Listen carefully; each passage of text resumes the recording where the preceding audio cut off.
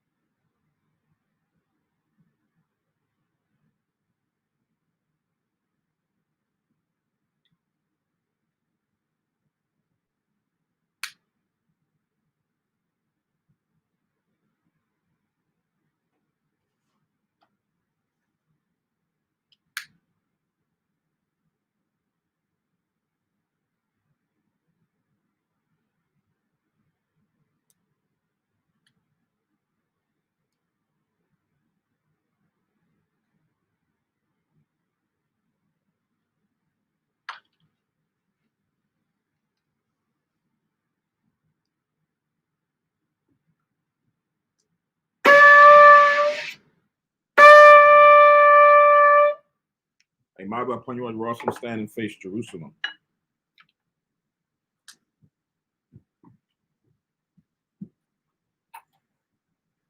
Blessing of the Sabbath. Barak Yahweh, Ba'ashem Yahweh Shai, Asherah, Bethel Lanawa, Hashabath, Ba'Shalom, Thawada, Amen. Blessed are you, Yahweh, in the name of Yahweh Shai, that gives to us the Sabbath in peace. Thank you, so be it. Zaha'ayim Ma'ad Asherayim Akkad, Psalms 121. Anya Harayim Ayanyim Ya Haharim Ma'ayan Yabawa'a Isaiah Yabawa'a Mayahawa Shaisha Shemayim Wa'arataza La'a Yanathan Lamawat Regalia Yala'a Yanawum Shashamarka Hana La'a Yanawum Wala'a Yayashun Shashwama Yashirala Yahweh Shamaya Yahweh Tazalia I'll Ya Yum Ya Yawamum Hashamash La'a Hakaya Wairat La'a Balayala Yahweh Yashamaya Makal Ra Yashamar Napasha Yahweh Yashamar Hawalakia Wabuaya Ma'aitha I Willam Basham Yahweh So Wada Amen. Psalms 121. I will lift up mine eyes unto the hills, from whence cometh my help? My help coming from the Lord which made heaven and earth. He will not suffer thy foot to be moved. He that keepeth thee will not slumber. Behold, he that keepeth Israel shall neither slumber nor sleep. The Lord is thy keeper. The Lord is thy shade upon thy right hand. The sun shall not smite thee by day, nor the moon by night. The Lord shall preserve thee from all evil. He shall preserve thy soul. The Lord shall preserve thee. The Lord shall preserve thy going out and thy coming in from this time forth and even forevermore. Amen. Amen. Shema Yasharella, Hill, Israel.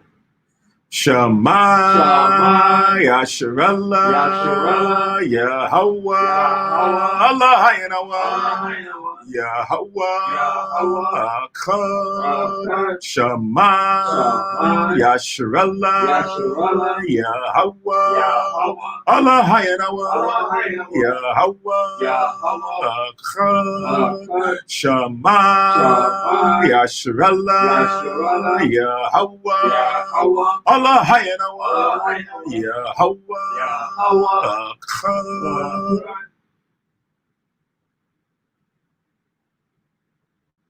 Deuteronomy 6:4. Hear, O Israel, the Lord our God is one Lord. Amen. Amen. Tapala Yahweh, the Lord's Prayer.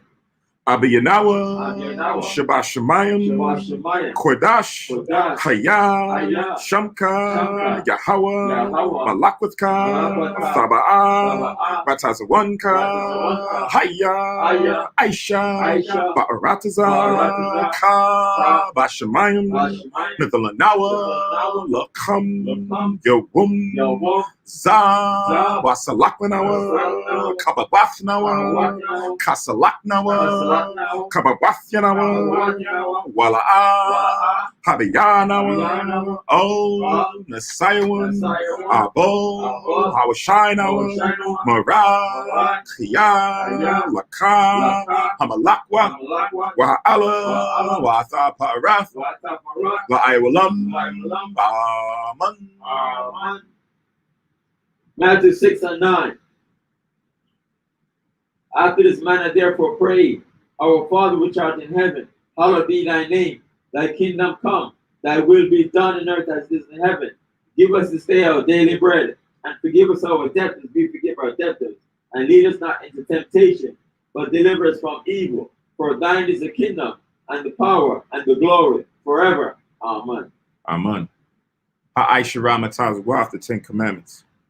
La'ah, Yahaya, Laka, Alahayim, Akarim, Alpanya, La'ah, Daisha, Laka, Haso, Wala'ah, Thaibadum, La'ah, Talakwaka, Shamwa, Yahawah, Alahayaka, Lashua, Zakar, Ath, Hayawum, Hashabath, Lakodashwa, Kabad, Abiyaka, Wa'amaka, La'ah, Zaratazak, La'ah, Sana'at, La'ah, Zaganab, La'ah, Taina, Shakur, La'ah, Zakamat, Ko, Asherah, Lara'ayaka, Amen. Exodus 20 and 2. I am the Lord thy God, which have brought thee out of the land of Egypt, out of the house of bondage. Thou shalt have no other gods before me. Thou shalt not make unto thee any graven image, or any likeness of anything that is in the heaven above, or that is in the earth beneath, or that is in the water under the earth. Thou shalt not bow down thyself to them, nor serve them. For I, the Lord thy God, am a jealous God, visit the iniquity of the fathers upon the children, unto the third and fourth generation of them that hate me, and showing mercy unto thousands of them that love me and keep my commandments. Thou shalt not take the name of the Lord thy God in vain, for the Lord will not hold him guiltless that taketh his name in vain. Remember the Sabbath day to keep it holy. 6 days shalt thou labor and do all thy work, but the seventh day is the Sabbath of the Lord thy God. In it thou shalt not do any work, thou, nor thy son, nor thy daughter, thy manservant, nor thy maidservant, nor thy cattle, nor thy stranger that is within thy gates. For in 6 days the Lord made heaven and earth, the sea, and all that in them is, and rested the seventh day. Wherefore the Lord blessed the Sabbath day and holiday. Honor thy father and thy mother, that the days may be long upon the land which the Lord thy God giveth thee. Thou shalt not kill, thou shalt not commit adultery, thou shalt not steal, thou shalt not bear false witness against thy neighbor. Thou shalt not covet thy neighbor's house, thou shalt not covet thy neighbor's wife, nor his manservant, nor his maidservant, nor his ox, nor his ass, nor anything that is thy neighbor's. Amen. Amen. Yeshabah, be seated.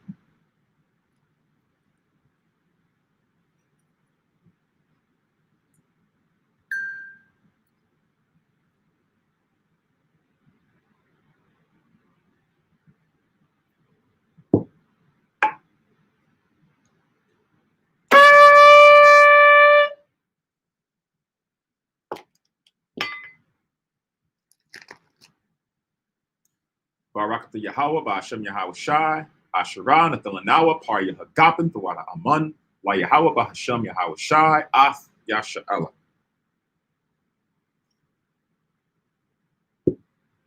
English translation. Blessed are you, Yahweh, in the name of Yahweh Shai, of the Most High, in the name of Christ, that gives us the fruit of the vine. Thank you, so be it. To Yahweh, in the name of Yahweh Shai, with Israel.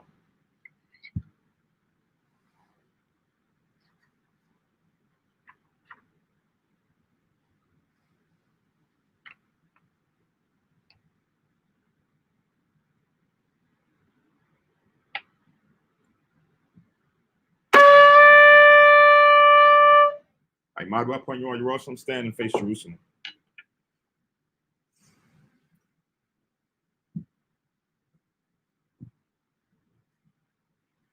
Barakatah Yahweh, Hagadol, Rakawam, Abiyah, Wanara'ah, Aliyawan, Malak, Shom, Shemayim, Wa'aratazah, Wako, Debarim, Chayayam, Wagam, Hamashiach, Mayahawa, Adawanawa, Ahabanawa, Hapalah, Yahweh Yahweh Shai, Zakar Nawa, Yahweh, Barataza 1, Aimka, Yasha'ala, Izar Nawa, Bana, Wasap, Yasha'ala, O, Nanawa, Yum Yun, Aitha, Kayawumyum, Makwadum, Baba Kusha, Shalak, Mayaka'ala, Wahataz Wadat, Alahayim, La, Maganawa, Rapanawa, Rashamar, Alnawa, Ba'aikwar, Shalak,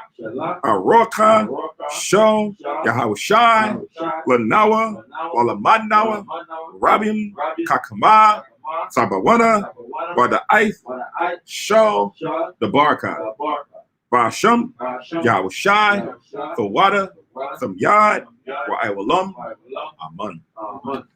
English translation. Blessed are you, Yahweh, the great, merciful, mighty, terrible, most high power, King of heaven and earth, and all things living. And also anointed Yahweh, our Lord, our friend, the wonderful counselor, Yahweh Shai.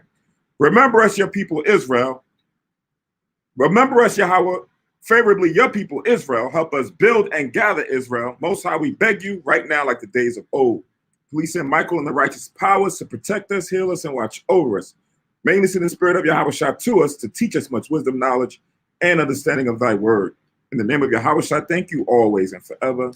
So be it. Blessed are Yahweh in the name of Yahweh Shai that gives us the law.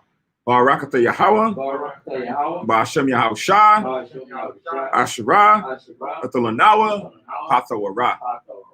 Blessed are Yahweh in the name of Yahweh Shai that gives to us light to see. Barakatah Yahweh, Ba'ashem Yahweh Shai, Asherah, Athalanawa, Awar, Lara. Blessed are you, Yahweh, in the name of Yahweh Shai that gives to us the ram so on to call the people. Barakatah Yahweh, Ba'ashem Yahweh Shai, Asherah, Athalanawa, Koran, Hayo, Lakwara, A'ain. Blessed are you, Yahweh, in the name of Yahweh Shai that gives to us the olive oil to anoint Israel. Barakatah Yahweh, Ba'ashem Yahweh Shai, Asherah, Athalanawa, Hashaman, Zayath, Lamashak, Yasha'ala. Shawar, be seated.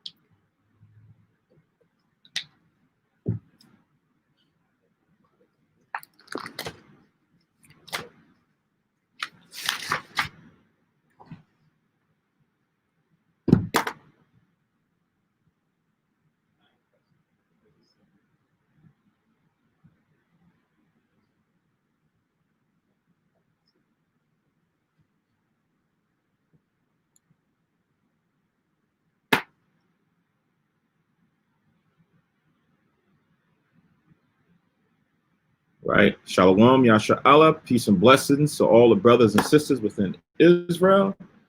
Ashar Shabbat, which in the Hebrew is happy Sabbath for any new watchers or new listeners. may not understand our Hebrew language. This is the Sabbath day, the day of the Lord, the day to come and worship before the Most High. Take time away from your daily activities, your working, your pleasures, and things of that nature to come before the Most High, whether in your homes, here at different schools, in order to praise, honor, and worship and give thanksgiving to the Most High for everything that we have, and then also to do good things or do good deeds on the Lord's Sabbath day. This is, as we always know, or announced, Hayah Shara Kanas, the Congregation of Israel, which means the gathering of our 12 lost tribes, lost in identity and scattered throughout the world, to the gathering back under Jesus Christ, in the Hebrew, Yahawashah, which means he saves, to the Most High, which is in Hebrew, his name is Yahweh, to his laws, statutes, and commandments, which is just unto his will, which he has now ordained for us to follow in these last days. The keeping of his dietary laws, his ceremonial laws, and then the moral and civil laws, which is a code of conduct on how we're supposed to walk and act when we are living in these last days. So to those 12 lost tribes, those ancestors on your father's side, if they fit the bill, if they fit the lineage in the tree, those who came over on cargo slave ships during the diaspora or the transatlantic slave trade, the sub-Saharan slave trade, then you would be of the descendants of the 12, or a portion of the descendants of the 12 lost tribes in the nation of Israel, so-called, known as the so-called Negroid or so-called black tribes that was scattered throughout the Americas, scattered throughout Europe, still left as a remnant that was in Africa, scattered throughout Great Britain or the United Kingdom, scattered throughout the Middle East, as far as places over in Iran, Afghanistan. We still have some of our people that are in all of these different places. Australia, Asia, you have some of our people out there in Asia and China and different places. You represent a portion of the 12 lost tribes of the nation of Israel. And then also those known as the Hispanics, the Latin Americans, the Indians, as they called them when they came over to the Americas. You represent also, going back at least 3 or 4 generations on your father's side, the Most High's chosen nation of all nations that are created. When you read the Holy Bible from Genesis to Revelation, it outlines his people and their accomplishments, as well as the punishments that we have been given throughout history for the obedience or disobedience of his will. All right. So this is what this message, this is what these services is geared towards, where you see brothers go out and teach, where you see it on online videos, or you see it in different platforms. It is for the gathering of our people who are going through a lot of pain and atrocities and things in these last days, following under the hand of society or different governments and regimes, and not the Most High. So, as we always do on the custom, as we've seen in the Bible, as the custom of our Lord and Savior, Jesus Christ, Yahushua, he went into the Sabbath, he went into the synagogue on the Sabbath day to open up the law, open up the Bible and read. And that's what we do. We follow in the footsteps of our Messiah, of our anointed one, the Christ, to do the same things that he did. So we go into the Bible and we read those historical or prophetic records to give us understanding and wisdom pertaining to who we are and where we're going. So today we're going to be in the New Testament, chapters 18 and 19 of the books of Acts. We'll definitely do a first and a second half for these chapters. Maybe might have some good precepts and meat in it. So we'll go through and read this judiciously as well as expeditiously, not to spend all day, but we want to make sure we get some good information out of the Most High's word. I heard a brother say it's like eating a chicken bone. You see some people eat a chicken bone, you want to eat all of the meat off the chicken bone, right? People who leave the meat on the people who leave meat on the chicken bone, others is kind of upset. You want to get all the meat off that bone. So this is like food that we eat. We want to make sure we eat as much as we can. So this is Acts the 18th chapter and the first verse. Acts chapter 18, verse 1. It says, after these things, Paul departed from Athens and came to Corinth, right? So again, this is Paul's journeys through Asia Minor. And as like I usually like to do, set the tone by giving some insight as to the area that we're at. So here's a map of Asia Minor. And here is Athens right over here in the middle. So if you can see my mouse is right here in the middle by what Sparta is, Olympia, and to the right of that, you see Athens. And then to the west of that, you see Corinth. So this is where Paul is now in this area, and he's now coming over to Corinth, right? So we'll come back to this because it's going to show us kind of some of the voyages of the Apostle Paul and where he was going to teach and bring out the word of Yahushua to the people at that time, right? So we'll come back to that, right? So it says again, after these things, Paul departed from Athens and came to Corinth, right? So it says, verse 2, and found a certain Jew named Aquila, born in Pontus, lately come from Italy, with his wife Priscilla, because that Claudius had commanded all Jews to depart from Rome, and came unto them, right? So we now know that this is during the time of Claudius Caesar, right? There was a time when we was reading in the Apocrypha, I think it's Second Esdras, the 11th and 12th chapters. It goes into the 12 Caesar, the 12 feathers, right? And Claudius is one of those 12 feathers when you go into the reigns of the Caesars, right? So we first encountered Claudius in the records of the Bible when you go back to Acts, the 11th chapter. Go back to Acts, the 11th chapter, and the 27th verse.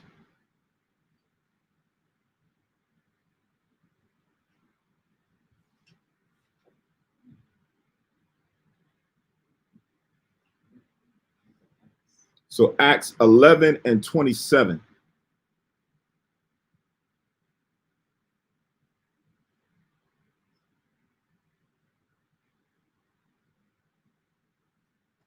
So it says, and in these days came prophets from Jerusalem unto Antioch.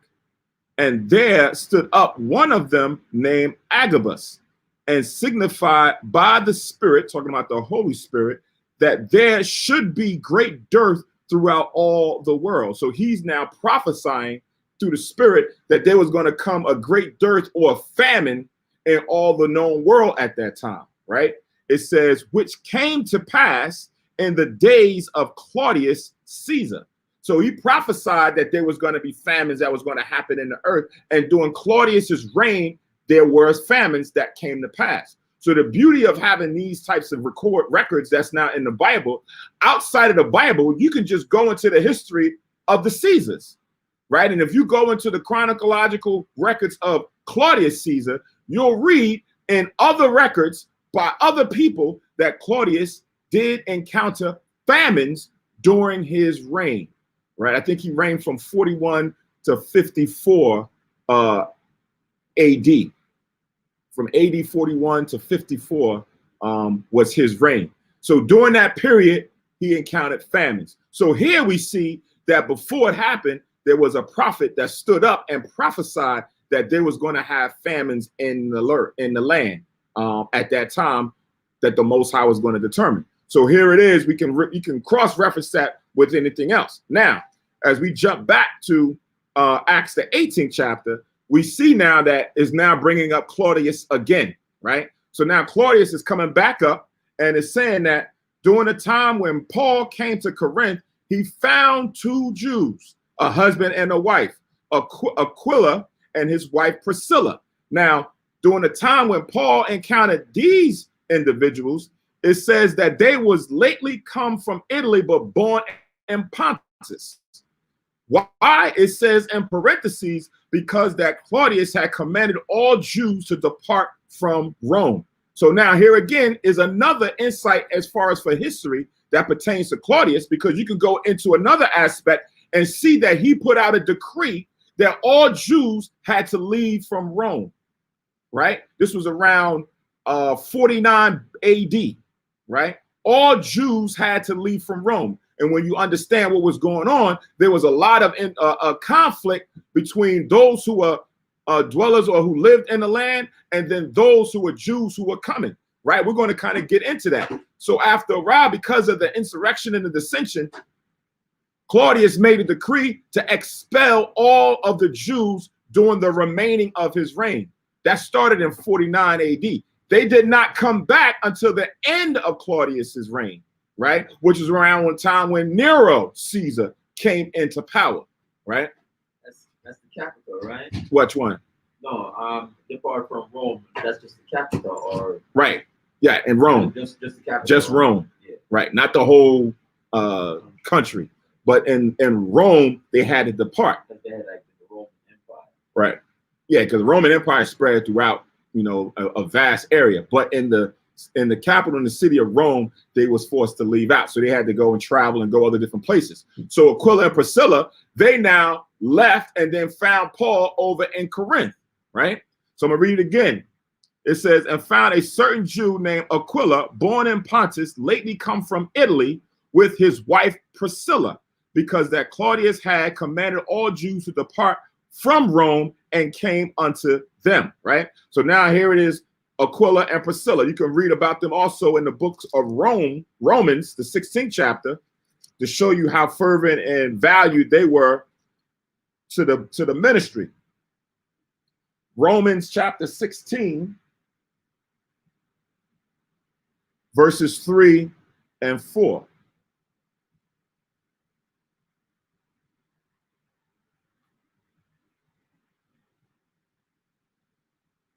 Actually, I'm going to read down to 5. So this is Romans chapter 16,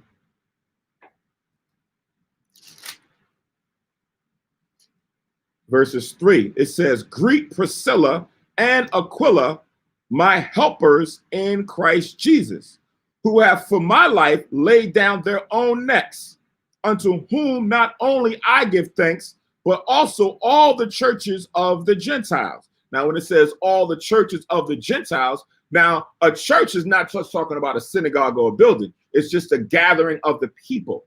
That's a lot. Some people get that misconstrued when they think of a church. They think of a building or structure. But now, when Paul went throughout his ministries along with Priscilla and Aquila, they established different gatherings of brothers and sisters in different locations. So wherever they went, they were valued and beloved by all these different churches. Now watch what it says. It says, likewise, greet the church that is in their house, right? So they didn't have a synagogue. They didn't go down to some specific location. Their own dwelling place was the place in which now was looked at as a church or a gathering where people could come and learn and teach about Yahweh Shah.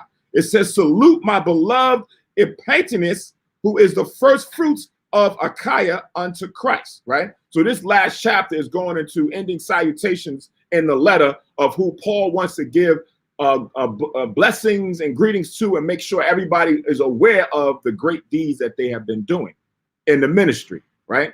So this is for for Aquila and Priscilla, as we're now seeing that he's now first meeting them here. The same thing is done for them when you read in 1 Corinthians, the 16th chapter. 1 Corinthians, the 16th chapter, and the 19th verse.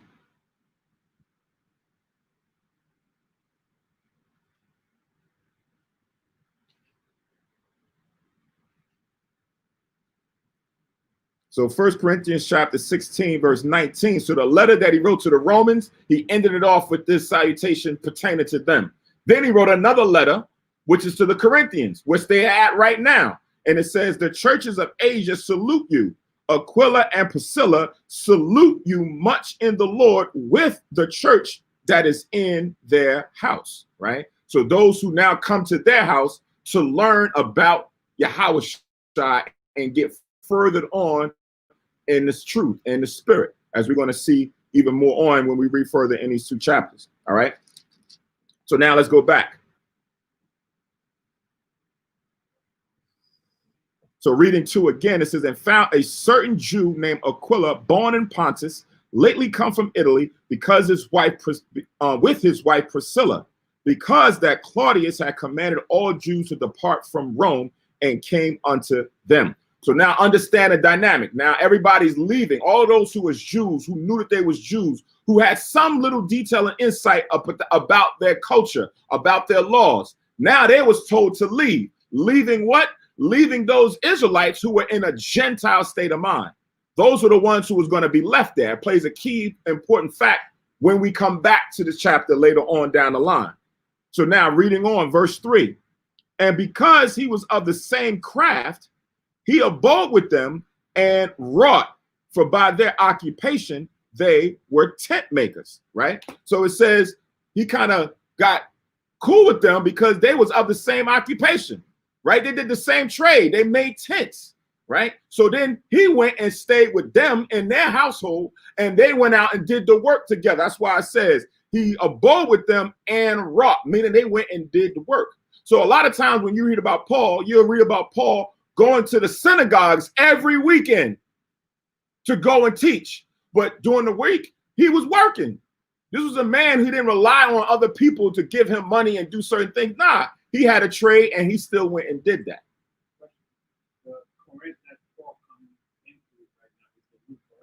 What do you mean the New Corinth? I'm going to show you.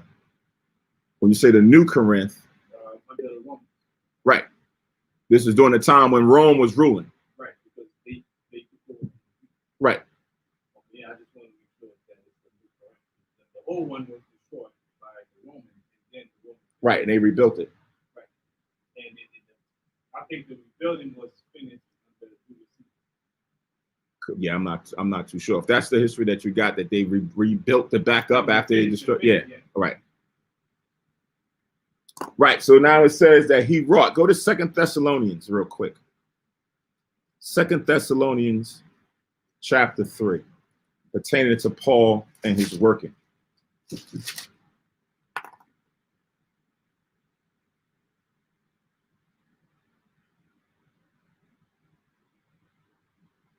Second Thessalonians chapter 3 and verse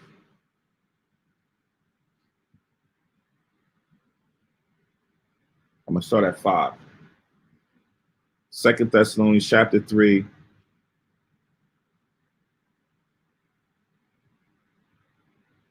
To 9. 5 to 9.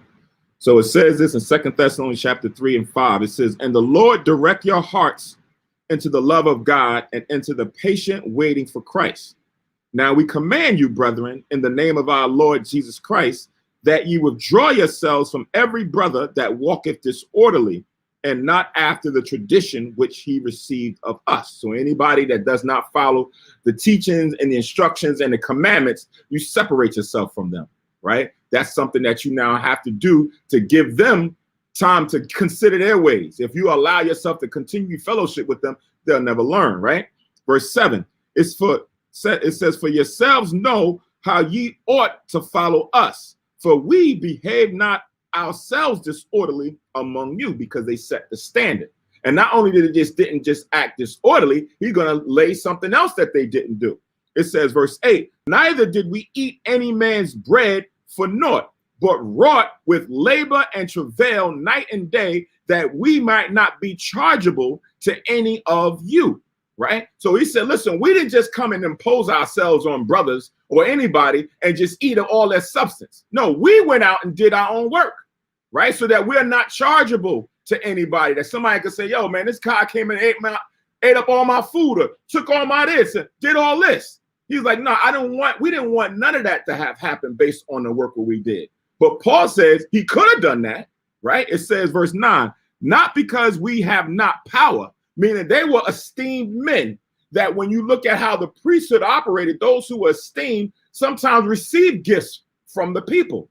But Paul said, listen, we could have done that, not that we were without power and esteem, but to make ourselves an example unto you to follow us. Because now it's going to be a better example when you see a man going out there doing the work, and then he's still going out there doing his daily activities that he needs to do to provide for himself or for his family. So that's what Paul was doing. So now as we come back and we see Aquila and Priscilla, these two were also great and laborious in the work, but both of them were also tent makers. So they were now going around and making tents as a trade for people coming in. And of course, they probably, drop some word here and there. And as they meet people coming in to get some tents being made for them, they said, listen, Christ was our savior. Christ came and he's the one who died for us. He was right. They dropping these jewels on them as they're imparting. Some took heed, others didn't. That's just how the truth worked.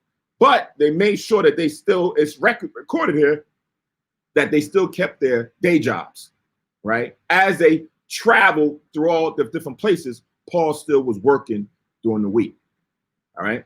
So go back to Acts chapter 18.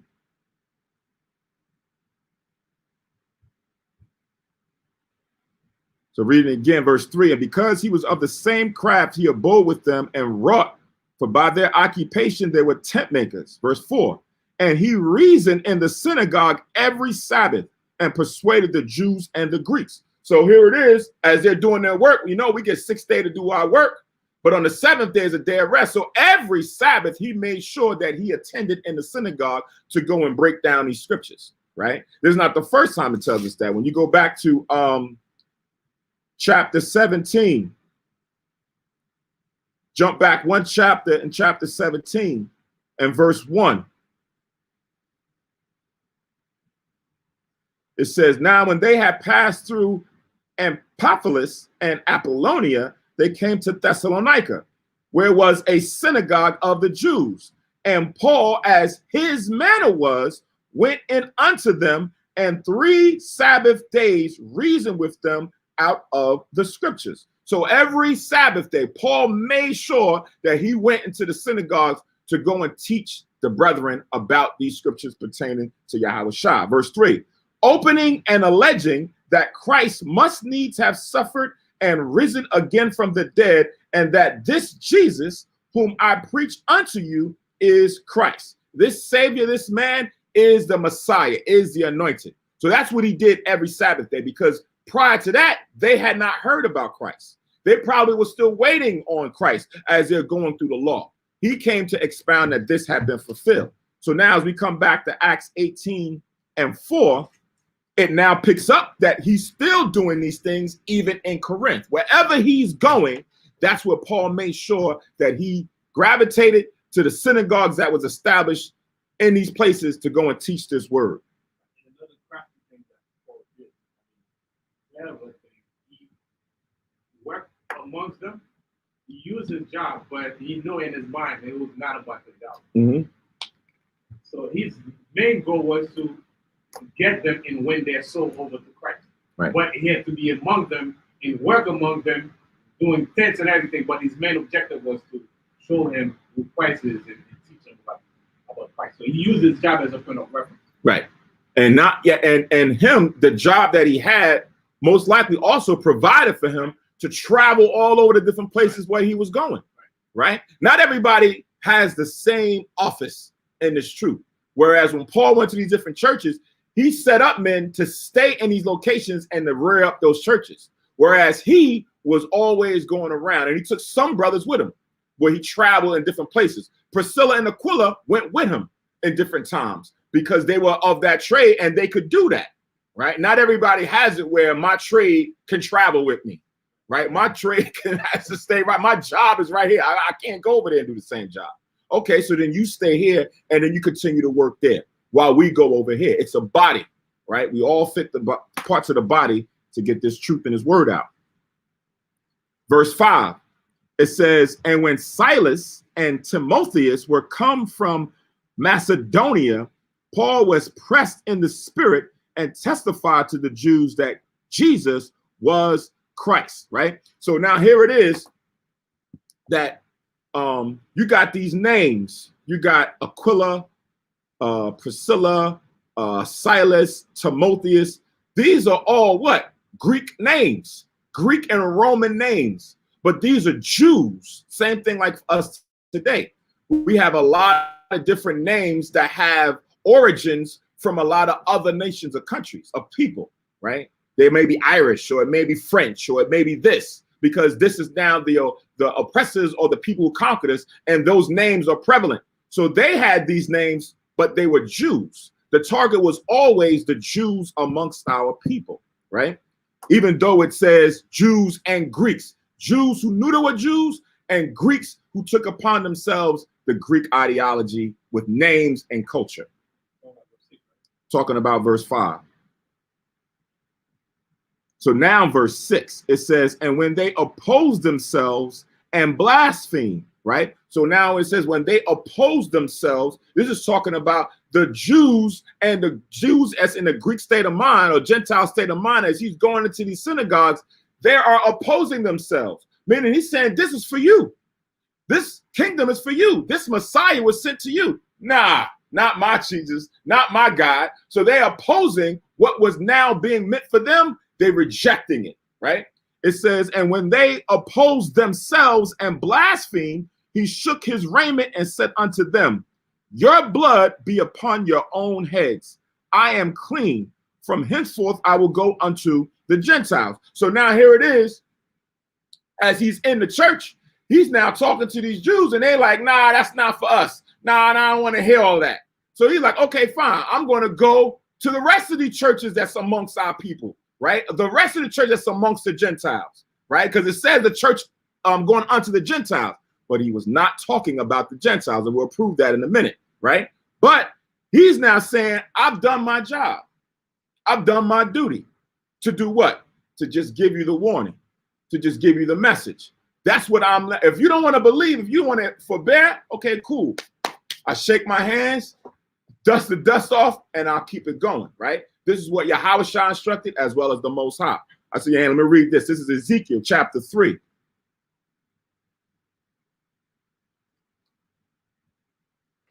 Ezekiel chapter 3 and 18.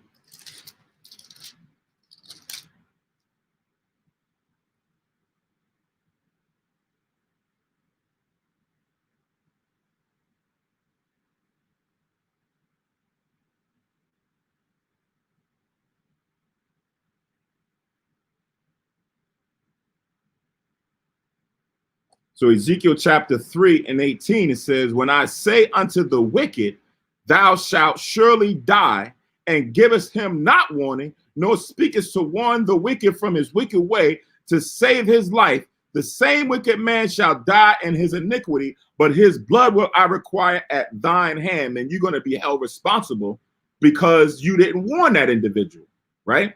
Verse 19, it says, yet if thou warn the wicked, and he turned not from his wicked way, nor from his wickedness, nor from his wicked way, he shall die in his iniquity, but thou hast delivered thy soul, right? So now you are now going to be separated. You're not going to be held in account because he rejected the warning. He rejected the truth. You've now delivered your soul. So it shows you that if you don't do it, the Most High is not going to hold you in account. Both y'all now going to probably have to die. Right? Him that you didn't warn, and you because you didn't warn him. So this is that charge that's laid upon us to go out and teach the truth. We got to put this out there to let people know who we are, what Christ is, and what's to come. One more. Acts 13.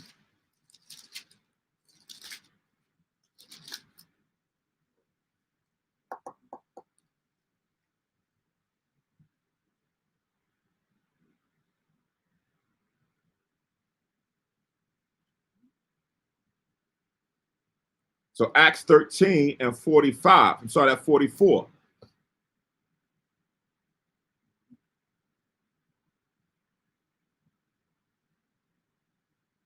So again, it's the same thing that happened when we read this previously. So Acts 13:44, it says, and the next Sabbath day came, almost the whole city together to hear the word of God. But when the Jews saw the multitudes, they were filled with envy and spake against those things which were spoken by Paul, contradicting and blaspheming. The same thing that we're reading here as he's at Corinth. you got some of the same brothers who are now going out there blaspheming and being scoffers at the word that the brothers are teaching, and then contradicting them, saying, nah, it's not about, he ain't come just for Israel, he came for everybody. Matter of fact, I don't even think he came at all. They're making this stuff up. They're doing a lot of different back and forth, like we always see that happens even till today. Verse 46, then Paul and Barnabas waxed bold and said, it was necessary that the word of God should first have been spoken to you, but seeing ye put it from you, and judge yourselves unworthy of everlasting life, lo, we turn to the Gentiles. So when it talks about to the Jew first, you already know who you are, right? You know that you're an Israelite, but you still under that old Pharisees, Sadducees type mentality, who didn't see the Messiah. Now we coming to you because you should pick it up even better, even quicker. But now, since you're rejecting it, as it says here, you judge yourselves unworthy of everlasting life. It's the same thing he's saying. They oppose themselves. You say, listen, this ain't for me. I don't believe that. So we say, okay, fine. We're going to go to the Gentiles. We're going to now further take this message to the others that's around here, that's in that Gentile state of mind, that's following after the Romans, or following after the Corinthians, or following after the Philippians, or the cities that they're dwelling in.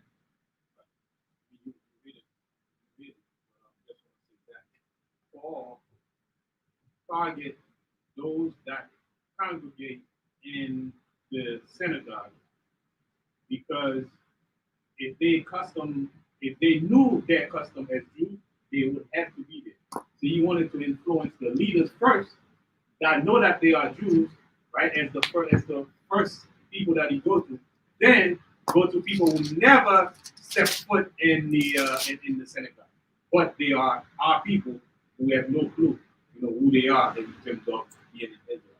Right. So you step in the synagogue first, because if you are at least in the synagogue, you know you are a Jew. Right. So teach the head, and then, because they're gonna be responsible to gather the whole nation, so he goes to them. He goes to them first. Right. So you can reference Acts 20 in verse 26. Acts 20 and 26. Because he said right there in Acts 20 and verse 26, I'll read it real fast. Wherefore I take you to record this day that I am pure from the blood of all men, because those people, they will have influence on all the men of Israel, because they in the vicinity to teach who they are. So he went to them first, so that when they teach, they can teach the whole people the same thing. I mean, I'm talking about as far as the Jews, the Jews, right, to spread the word out and teach them the same thing that he was teaching. But since they're not doing it, so he's gonna go to the people who are clueless, but they are Jews. They have no idea that they are Jews. Right. That's like today. You'll have somebody who's Muslim, right? They're Muslim. They have the Quran, but they also follow certain precepts and laws and certain histories related to the Bible, right? You got some who understand that aspect, and you have some who don't, because they really limited in their knowledge, right? So they'll say, listen, you'll ask a question, you read the Bible? I'm Muslim, so why are you bringing the Bible to me? But then you'll ask a learned Muslim, so of course we read the Bible.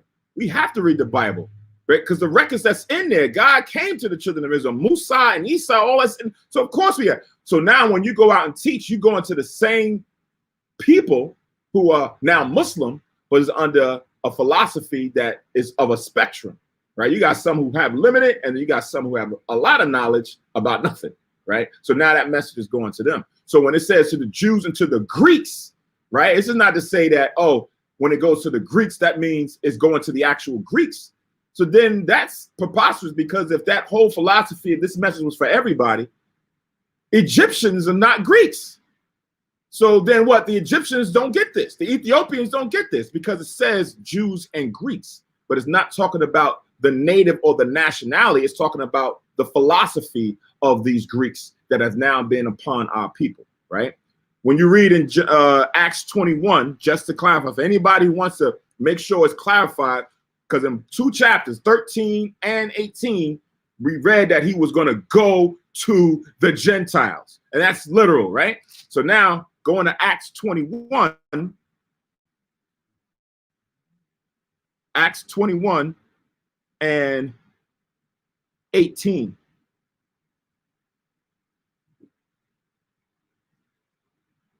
So for some that say, well, it says Gentiles, so I don't know how you saying it's not really talking about the Gentiles. Let's get clarity. So this is Acts 21:18. It says, and the day following, Paul went in with us unto James, and all the elders were present. So now Paul comes back to Jerusalem to meet Peter, James, all of them now is there to hear the report of Paul.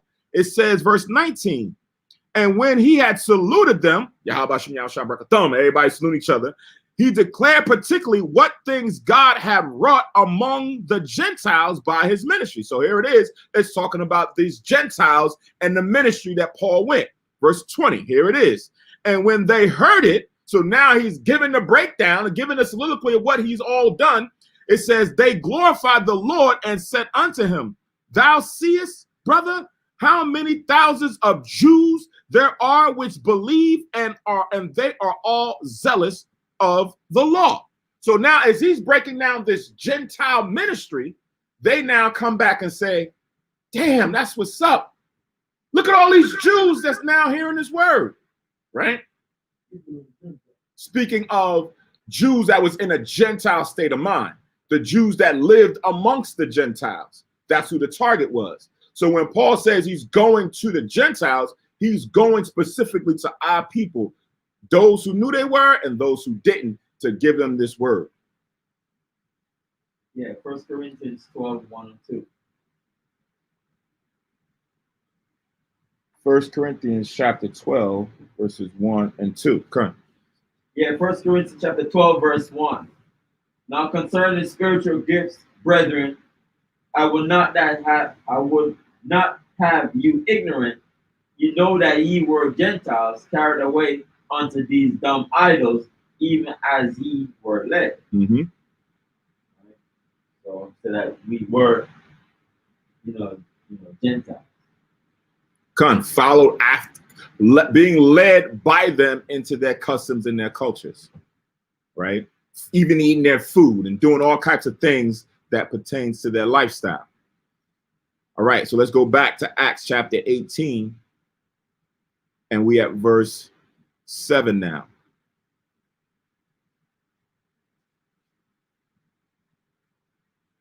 It says, and he departed thence and entered into a certain man's house named Justus, one that worshiped God and whose house joined hard to the synagogue, right? So now he's rolling with a Priscilla and Aquila. He now finds another man, Justus. This man was in the spirit. He rolled hard trying to worship the Most High. He was at the synagogue every Sabbath, just like Paul was going to it, right? It says, verse 8, and Crispus, the chief ruler of the synagogue, believed on the Lord with all his house. And many of the Corinthians hearing believed and were baptized, right? So now as Paul's going out, he's further on teaching it, and different men are now getting expounded upon pertaining to Yahushua, right? Of hearing the message that Paul brought. Write down Romans, the 10th chapter. Romans, the 10th chapter.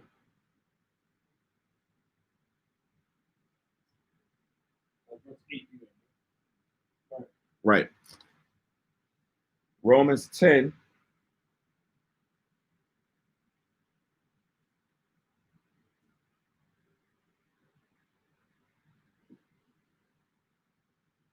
I'm going to start from 11.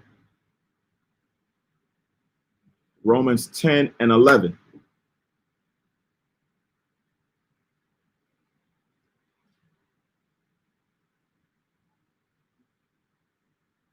So it says, for the scripture saith, whosoever believeth on him shall not be ashamed, right? So now this is Paul going back into the Old Testament in Romans 28 to make sure everybody understands of what the edification of this means now at his time as he's doing his ministry. Now check it out. It says, for there is no difference between the Jew and the Greek, For the same Lord over all is rich unto all that call upon him. So if you read that without clear understanding, you would think that that's talking about everybody. It says the Jew and the Greek, there is no difference. But most people will, like we just read, what we just brought out, most people attach Greek as, of course, a nationality, but separate that it is now a culture with a name, philosophies, customs, and things of that nature that most people adapt to. We've already read in the New Testament where we have a distinction of different nations of people. So why is it just separating just Jew and Greek? What about the others? Because this is specifically talking to the children of Israel, who right now are under two different sticks. Those who knew that they was Jews, called the circumcision, and those who did not know the truth about their nationality or were following their nationality, which they call the uncircumcision. And Paul gets into the difference between the circumcision and the uncircumcision as different people under one nation. But all of us were still sinful. All of us had done wrong. Christ has now come to bring Lord over all of us to bring us back to the Messiah. So I'm going to read it again. For there is no difference between the Jew and the Greek. For the same Lord Christ over all is rich unto all that call upon him. So the opportunity is for those who was from Judea or in Israel, the opportunity to those that's throughout Asia Minor, if they call upon the same Yahweh Shah.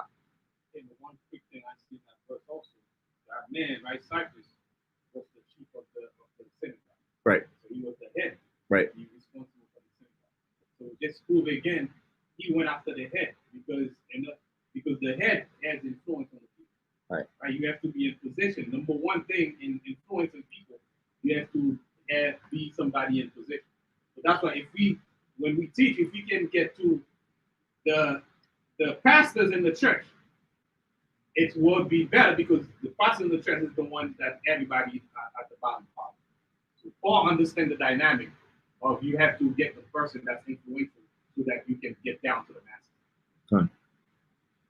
So reading on in verse 13, it says, for whosoever shall call upon the name of the Lord shall be saved, right? And we know that that's really talking about Israel. You can link that up with Joel chapter 2 and verse 32, because that's what this is being quoted from, right? Whosoever from Mount Zion, right? Because that's where the Most High is going to give salvation from Mount Zion. It says the same thing, but it clarifies it in Joel 2 and 32.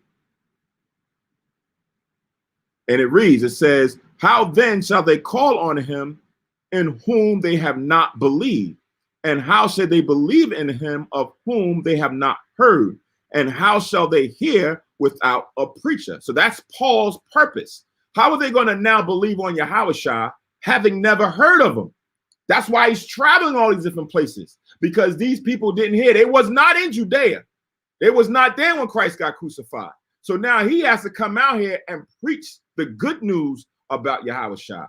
He being one of those preachers that was set up and ordained to do this job. Verse 15. And how shall they preach except they be sent? Right? You can't just have anybody just go out there and start preaching about Yahushua, because some are going to go out there with their own agenda and say that, yeah, he came for everybody. He came and he died for everybody, right? That man or that person was not sent by the Most High Yahushua. Paul was one who opposed the church at one point, and then Christ took him under his wing, and then he sent him out to go and teach these things so that they can get the full understanding about what the kingdom of the Most High meant to us as a nation of people. Then it says, as it is written, how beautiful are the feet of them that preach the gospel of peace and bring glad tidings of good things. That's why they call the gospel the good news. So when you bring the good news, what's the good news? That Christ raised up, the Most High raised up a savior from out of the house of David for the nation of Israel to redeem us from the hand of our enemies and to give us life everlasting. This is good news for a people that's been downtrodden for so long, even unto this very day, right? It says, but they have not all obeyed the gospel, for Isaiah said, Lord, who have believed our report? So when Paul went out, everybody don't believe the word, but some do, right? So the same thing that was going on during Isaiah's time, those spirits are now back even during Paul's time. They're back even during our time to now also reject and rebuke and blaspheme against the scriptures. Verse 17, so then faith cometh by hearing, and hearing by the word of God. So that's why Paul went in on the Sabbath days, every Sabbath, wherever he was at, to go and open up these scriptures and teach the word of Most High pertaining to Yahushua. So they can hear and get the edification and the breakdowns as it's given to him by the Spirit, right? Come. All right, so I read from Romans 10, 11, all the way down to 18.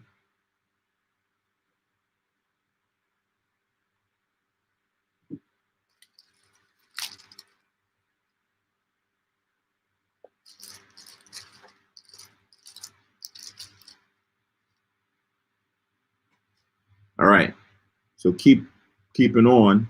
I'm read it again, verse 8. And Crispus, the chief ruler of the synagogue, believed on the Lord with all his house, and many of the Corinthians hearing believed and were baptized, meaning that they now received Yahushua, because there's two forms of baptism: the baptism that John gave and the baptism Yahushua gave. It's going to become important when we read the next chapter, right? About them being baptized. How did Paul baptize them? You going to say something? Are you back in Acts? I'm back in Acts. I reread the 8th verse.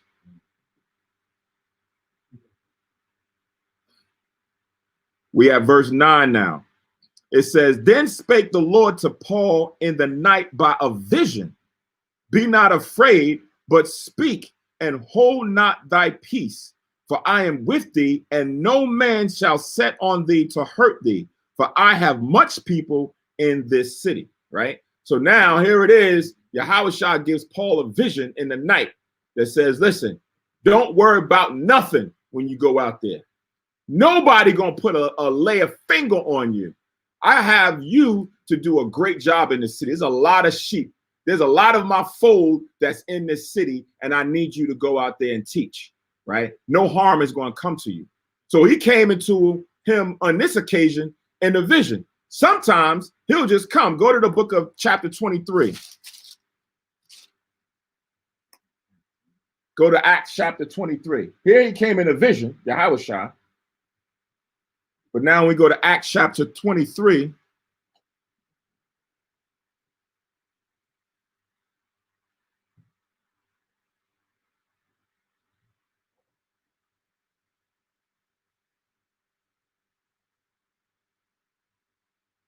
So this is, I'm going to read from 10.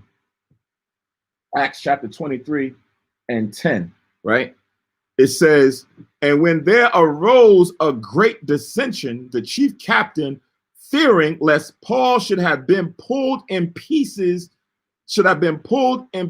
of them, commanded the soldiers to go down and to take him by force from among them and to bring him into the castle. So now as Paul is dealing with the Pharisees and the Sadducees, a big commotion is going on.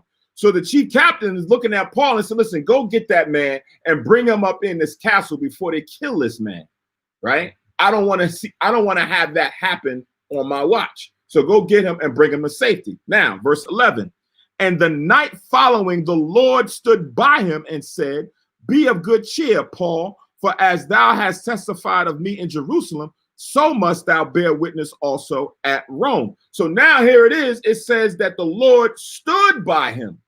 He's there standing next to him, speaking to Paul and saying, this is what you have to go and do, right?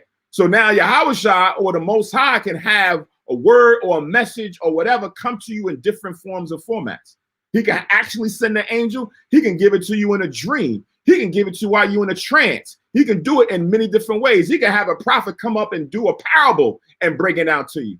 There's a lot of different ways the Most High can give his message, or Yahushua can give instruction to an individual. 1 Corinthians chapter 1, chapter 2, verse 1 to 3. 1 Corinthians chapter 2, verses 1 to 3. Because whatever Paul was doing, whatever he was speaking, he was being used as a mouthpiece, but Yahushua's spirit was doing all the work. Mm-hmm. because like I said, Yahushua is the only mediator between God and men. So whatever Paul was doing was not him doing it in his own accord. It was Yahushua speaking through him, speaking the word. You reading it? Yeah, let me read it first. And I, brethren, when I came to you, came not with excellency of speech or of wisdom. So he's not boasting of what he knows, right? And trying to tell people some good speech so that they can believe that he's smart and he knows what he's talking about. He said, declaring unto you the testimony of God. So he was declaring the testimony of God, his information. For I determined not to know anything among you save Yahushua Mashiach, and him crucified. So pretty much what he was saying, it was pretty much relating everything that Yahushua was channeling through him. That's pretty much what he was speaking. So you know nothing but Yahushua speaking through him. Read verse 4. Verse 4. And my speech and my preaching was not with enticing words of men's wisdom, but in demonstration of the Spirit and power. Right. Whatever it was doing, right? Because this is of spirit and of power, right? And right here, whatever he was doing, he wasn't trying to be like a conniving or trying to come up with some wicked way to win people for his own sake, right? To have his own thing going on. He was doing it in the demonstration of the spirit of power, meaning whatever he was doing, the spirit to change people over, to baptize them, to make him a new man, right? That was all the work of the Most High by Yahushua to him. Done. So now let's go back to chapter 18 and verse 10 again. So 18 and 10, it says, for I am with thee, and no man shall set on thee to hurt thee, for I have much people in this city. So now, if you knew this, right, this is where being humble and not high-minded comes into play, right? Every man is not given the same measure of grace or mercy from the Most High. Because if someone comes to you, if Yahushua came and said, listen, when you go out there, don't worry about nothing. No man is going to harm you or put his finger on you or touch you because you got to go out there and do a good work. Some brothers would be carnally minded behind that and start speaking out and saying certain things, instigating because they know ain't nothing going to happen to them. Yahushua already said it. And if anybody did, Yahushua going to jack them up, right? Yahushua going to step in and make sure that nothing happens to that man at that moment because he has a great job to do. But Paul didn't operate that way. You don't hear Paul going out and just wilding out, going on his own personal agenda to tirade somebody because he know he got protection, right? That's why Yahushua said you can't tempt the Most High. Don't tempt the Most High Yahushua, right? And know that you got the angels or you got Yahushua backing you. You just go try to start some stuff. Nah. Some brothers do that and they don't even know if they got Yahushua back and they get jammed up, right? Because they're not operating in the spirit with the Most High Yahushua. But brothers gotta watch that. Like, the question make up for wise men.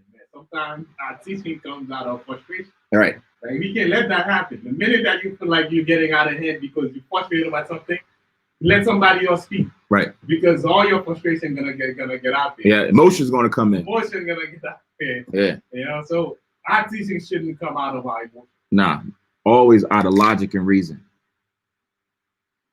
All right, verse 11. It says, and he continued there 1 year and 6 months teaching the word of God among them. So remember, Yahushua said, it's a lot of people here. So he stayed there an additional 1.5 years, bringing in and teaching the brothers and sisters that was there. And Paul was a person, of course, he was a traveler. But when it required him to stay at a place for a period of time, he stayed there, right? Verse 12.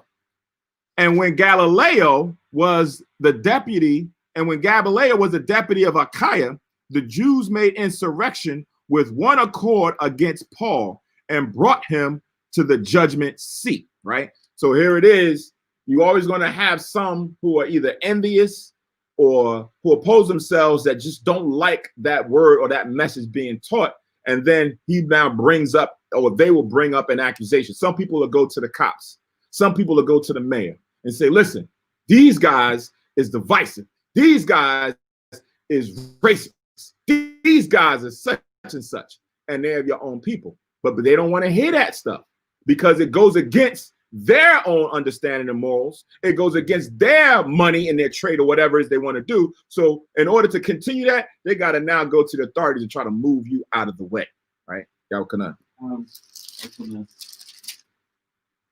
related to verse 10. Mm-hmm. It says Jonah chapter 4, verse 11. Yeah.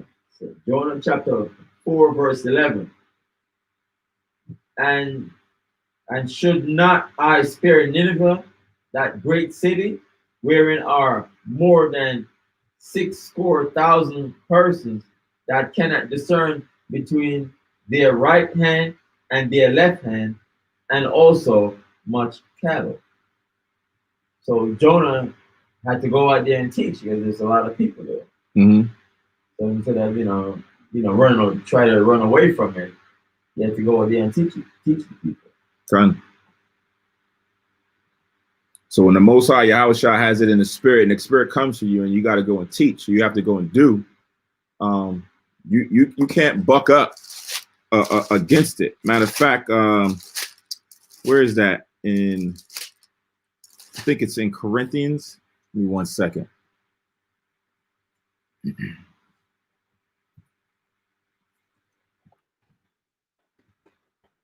Go to 1 Corinthians, the 9th chapter. 1 Corinthians 9 and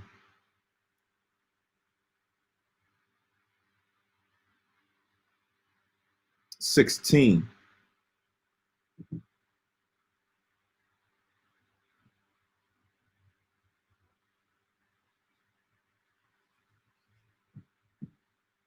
It says, for though I preach the gospel, I have nothing to glory of, for necessity is laid upon me.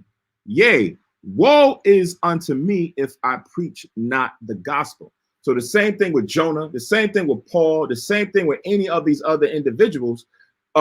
Commandment is laid upon the brothers to go out there and teach. If they choose and say, I don't want to teach, I don't want to go to that city, and the spirit comes to you. Some of these men, not everybody is being dealt with in the same manner. The spirit will come to certain individuals. The Most High will come and give you a vision or give you instruction and say, listen, I need you to go and do this.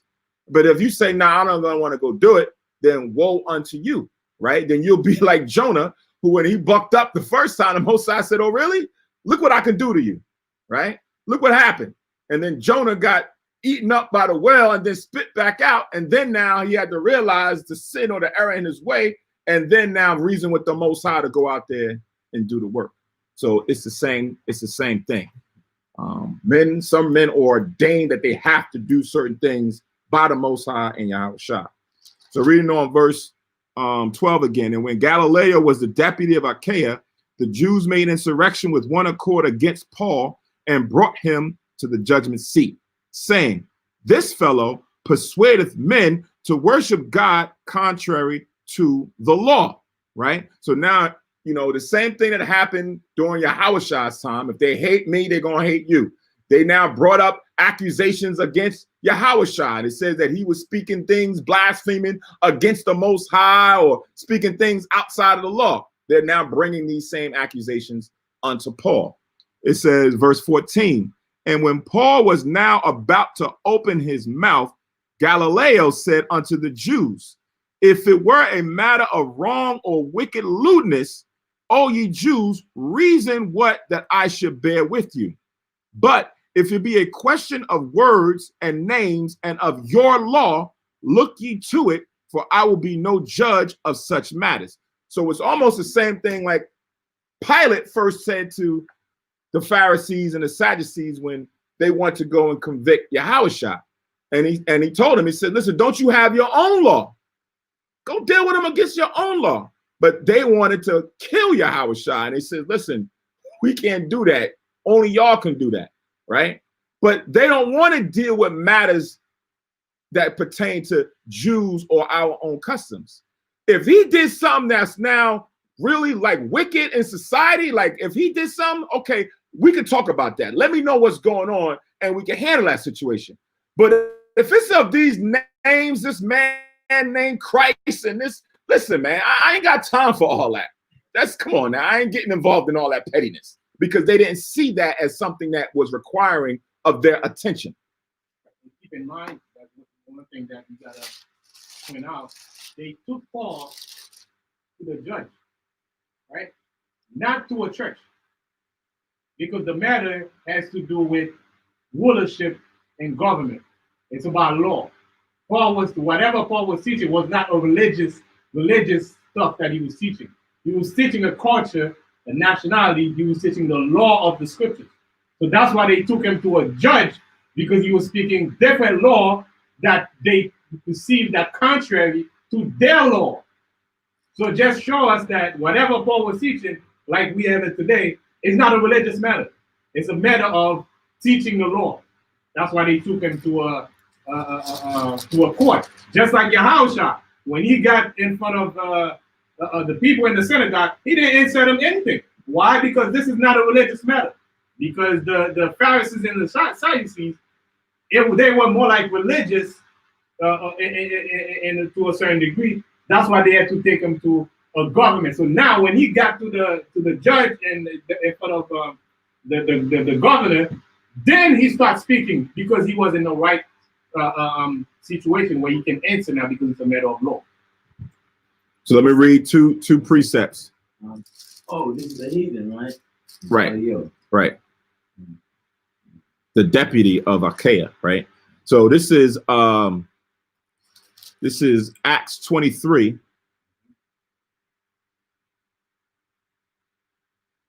And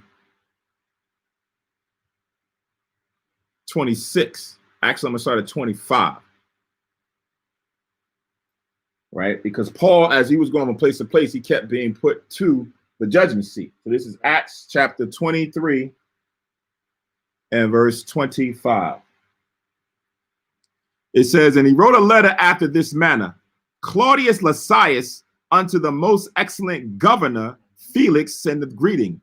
This man was taken of the Jews and should have been killed of them. Then came I with an army and rescued him, having understood that he was a Roman. So because he had citizenship and he was a Roman, based to their knowledge, they was not just going to allow anything to go happen to a citizen. So because of that, they went and took Paul, right? It says, and when I would have known the cause wherefore they accused him, I brought him forth into their council. So now they went and apprehended Paul and then went to the Jews' council to say, okay, let us hear the matter, coming with the Roman soldiers so that they can make sure everything was done in order. It says, verse 29, whom when I perceived to be accused of questions of their law, but to have nothing laid to his charge worthy of death or of bonds, and when it was told me how that the Jews lay wait for the man, I sent straightway to thee and gave commandment to his accusers also to say before thee what they had against him, farewell. And then it says they took him and let him out. So now here are the Romans that come in and saying, we're going to come hear the matter. We're going to hear what's going on. So they're listening and they're like, what? This is what y'all talking about? This ain't worthy of death. This ain't worthy for this man to be put in jail or blocked up. Come on, man. As a matter of fact, we hearing that y'all got people that's laying on the side streets, that's laying in wait for when he get released and we leave. Y'all going to go try to kill this Roman citizen of ours. So now we're going to take him and bring him somewhere else, right? Now, go to the 25th chapter. Go to chapter 25, because now it's going to be a bit more specific. 25th chapter, and I'm going to read from the 17th verse.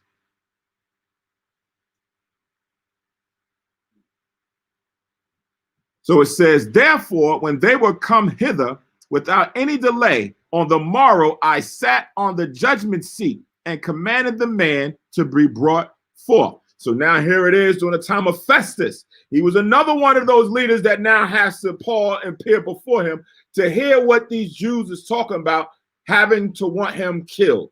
Verse 18, against whom when the accusers stood up, they brought none accusation of such things as I suppose. So now here's another one. He's like, I'm sitting here listening to these guys, and they ain't talking about anything like he's broken some law that's worthy of death. I would have thought that that's what it would have been about, as big as they made this whole uproar. Verse 19, but had certain questions against him of their own superstition, and of one Jesus, which was dead, whom Paul affirmed to be alive.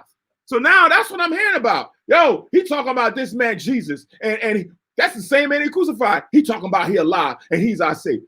This is crazy. This is madness. This is blasphemous. You're like, what is he talking about? This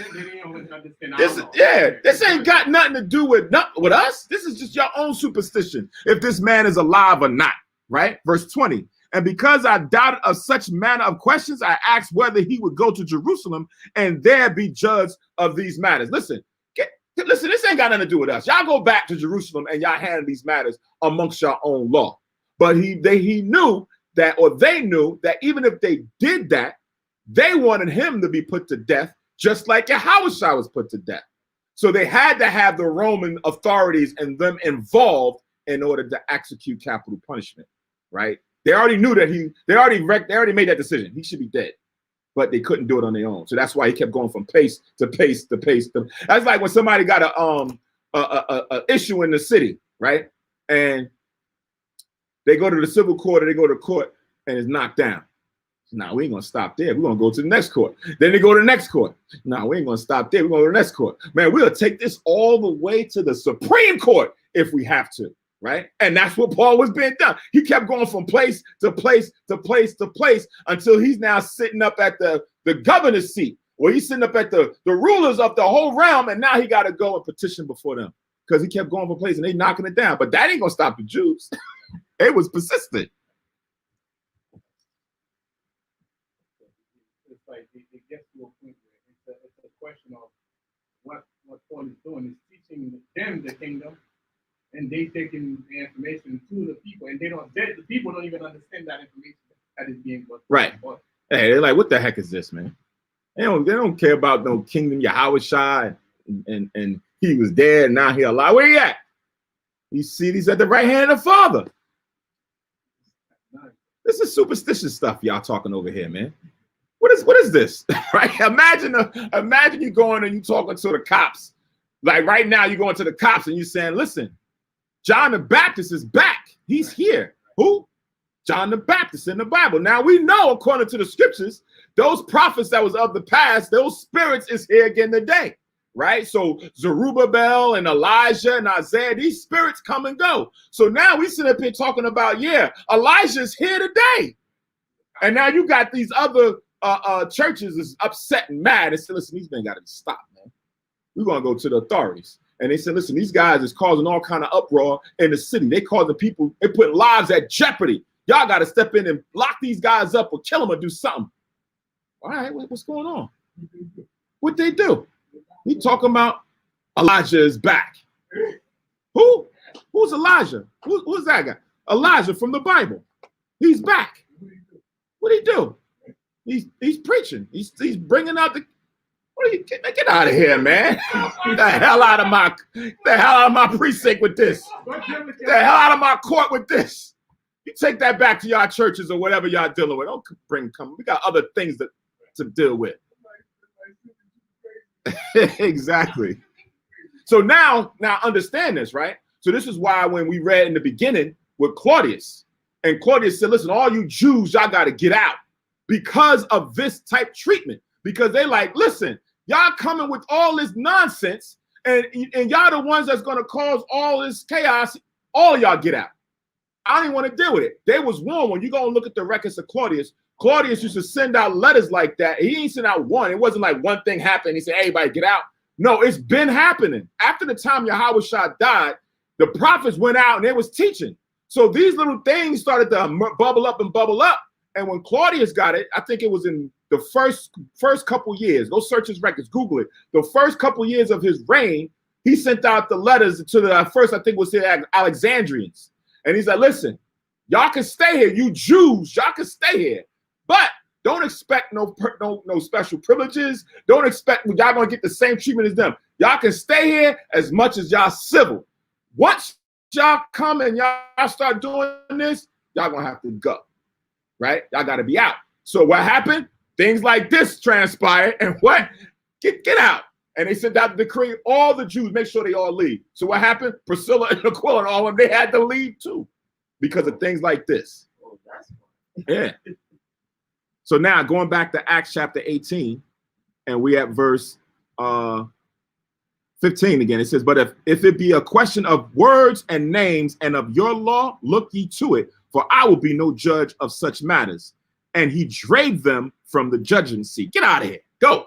Be gone, man. Right? Fast, quick, hurry, right? Because it was frivolous to them. Verse 17, then all the Greeks took Sosthenes, the chief ruler of the synagogue, and beat him before the judgment seat. And Galileo cared for none of those things. So now here it is. After they found out that nothing was gonna happen, right? Nothing was gonna transpire. They went and took another one of the brothers that was a chief of the synagogue who was working when he was an apostle. He was not just some random person, because you'll read it. Matter of fact, go to 1 Corinthians 1.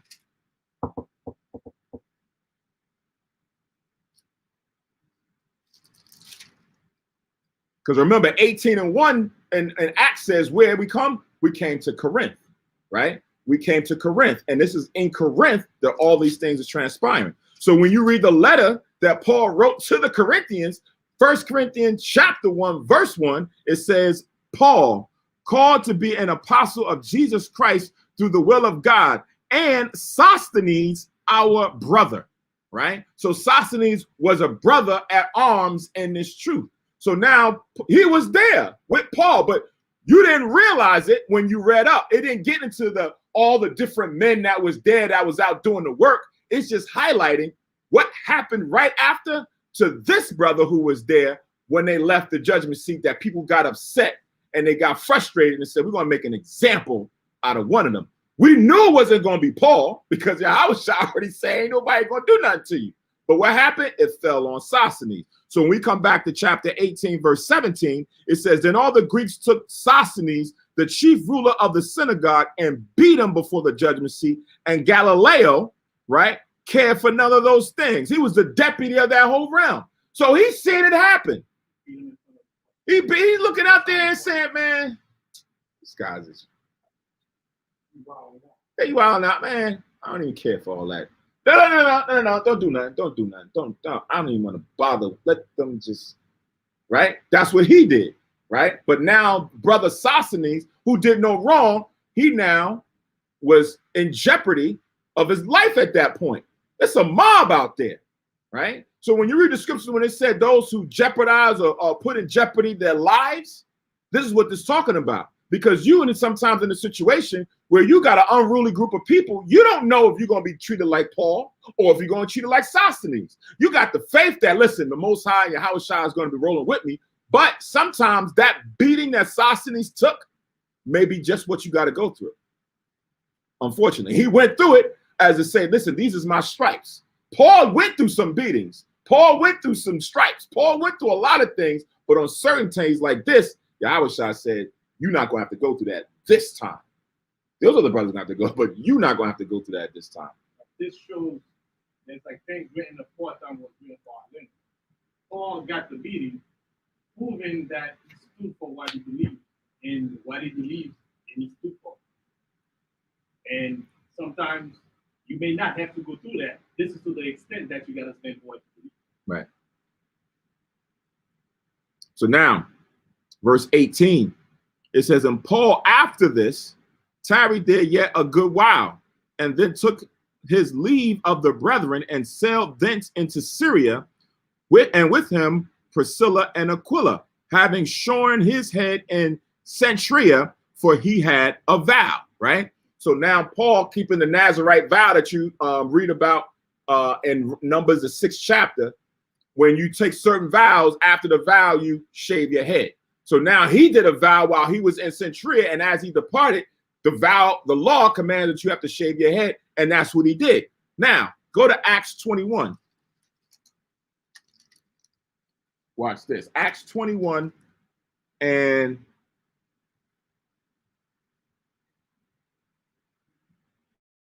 go back to Acts 21 and go to verse 21.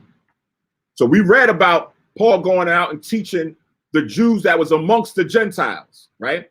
But those that was in Judea, they heard rumors of Paul going against the teachings that are going the laws of Moses.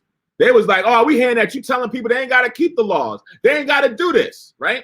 So now let's check this out. So this is Acts 21 and 21.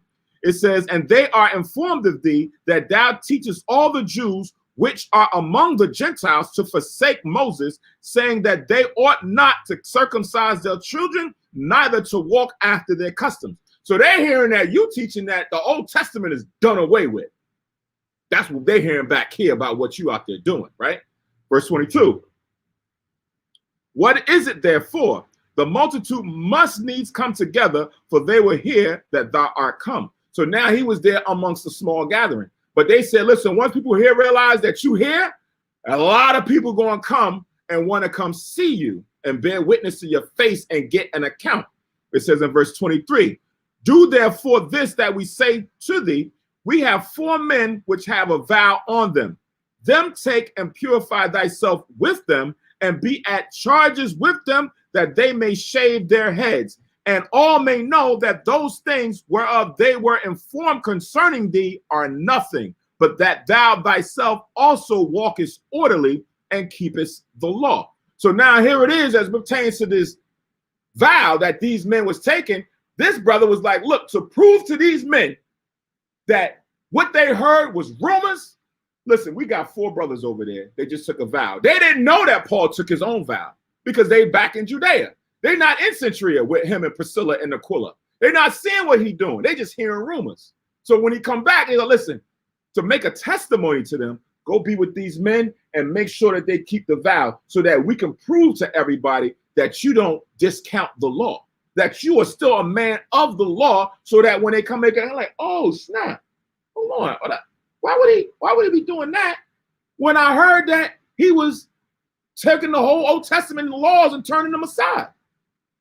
Oh, so hold on. Something ain't right here. That's the it's a lot. It's loose. So they did this to make sure that they understood that Paul was still a man of the law, right? They didn't hear what he did out. He had to now show it there in their face. Yahweh and then Gabar. Oh, you had a hand up? No, what is this vow where he shaved his head? What's the Nazarite vow, when you read it, that you can't drink or drink wine and different things. When you read Numbers, the 6th chapter, right. That's that vow. And then at the end of it, you got to shave your head. Okay, so it's then you never cut your hair again. Right. After that, then yeah, because you got the law where you're not supposed to make baldness in your head, right? But in this case, when you are now under a Nazarite vow, you're supposed to shave your head. Now, if you have that, they know that you have separated yourself from wine, from strong drink, from certain things, to now dedicate yourself to the Most High for a specific cause. So that would be a sign if somebody had that. To just make baldness because Jordan made it or whoever is now, hey, my line is, my hair is receding, so I'm just going to do the whole thing. That was forbidden. The Most High said you can't do that. But if you take a Nazarite vow, then you shave your head afterwards, and then afterward, then you allowed to grow back. You just continuously shave it after you take the Nazarite vow. No, it was just for that time and that one time only. That's why I quoted read Numbers, the 6th chapter. I think it starts around 18 on down. Numbers 6, 18 on down to go into the Nazarite, the Nazarite vow. Now these men who took this vow with Paul, they weren't Nazarites. They was just showing that they was in agreement with Paul and they did nothing. No, they was already there, because you read the verse, it says, do this therefore that we say, we have 4 men which have a vow on them. They wasn't with Paul. Paul's coming to Judea. These men are already now under this vow. But now they want to align Paul to be like an overseer over them so that when they finish, that they go and they shave their heads. Why? To make it known that Paul is still a man of the law. Somebody, like today's time, you got some people who say we ain't got to keep the high holy days no more, right? We ain't got to keep the high holy days no more, right? So now you got brothers who, when the Passover come, when the Feast of Dedication, all that come around, they don't attend nothing. And now, and to a certain degree, they'll go and speak against you because you're keeping it, right? They'll say, listen, you're not in Israel. Why are you keeping this, right? You're not supposed to keep it somewhere else, right? Even though the law says what it says, throughout your generations, throughout your habitation, that's where you keep it. But now let's say if I hear that about Brother Mathathua, right? You may not know the Brother Mathathua. He used to be with us in the old school, right? Brothers haven't seen him in a while. They're like, yo, I'm hearing Mathathua don't keep the high holidays no more. Word? Yeah, I ain't seen him at a high holiday and I don't know how long. Matter of fact, I don't even think he be keeping the laws like that no more. Saying that he sees that, you know, Christ did die for our sins and we ain't got to keep the laws no more.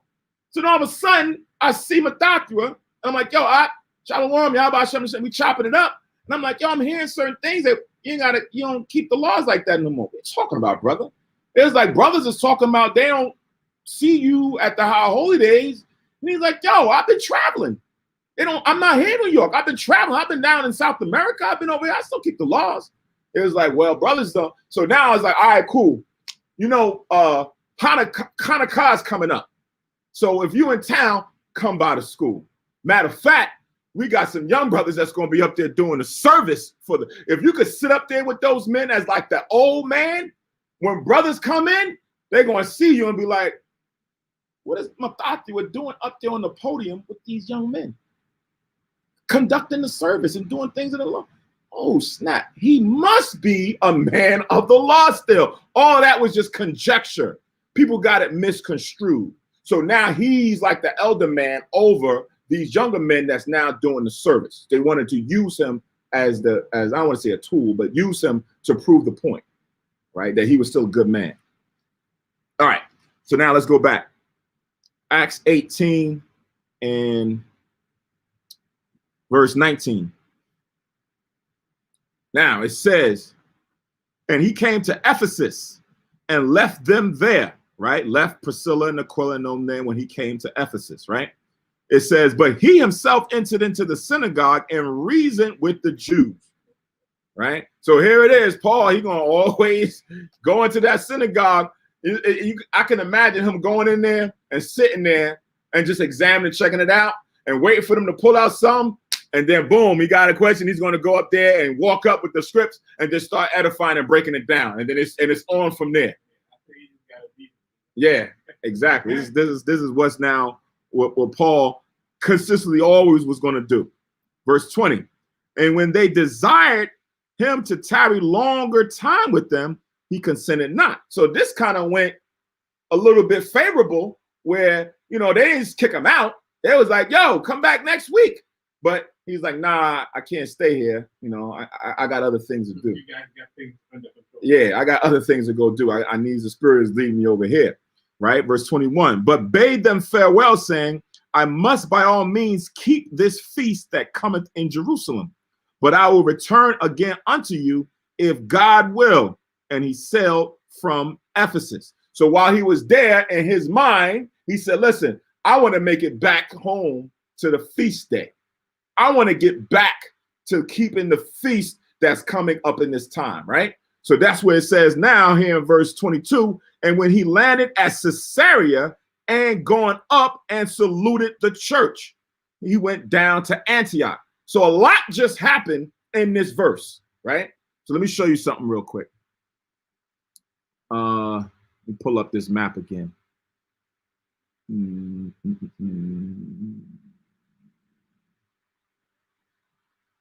All right. So, yeah, let me come over here. 1 second. All right. So here is Paul over here in the middle at Ephesus, right? So while he's there at Ephesus, you can imagine the time it's going to take for him to travel all the way down back over here to this area where you see Jerusalem and Judea, and right on the seacoast, you see Caesarea.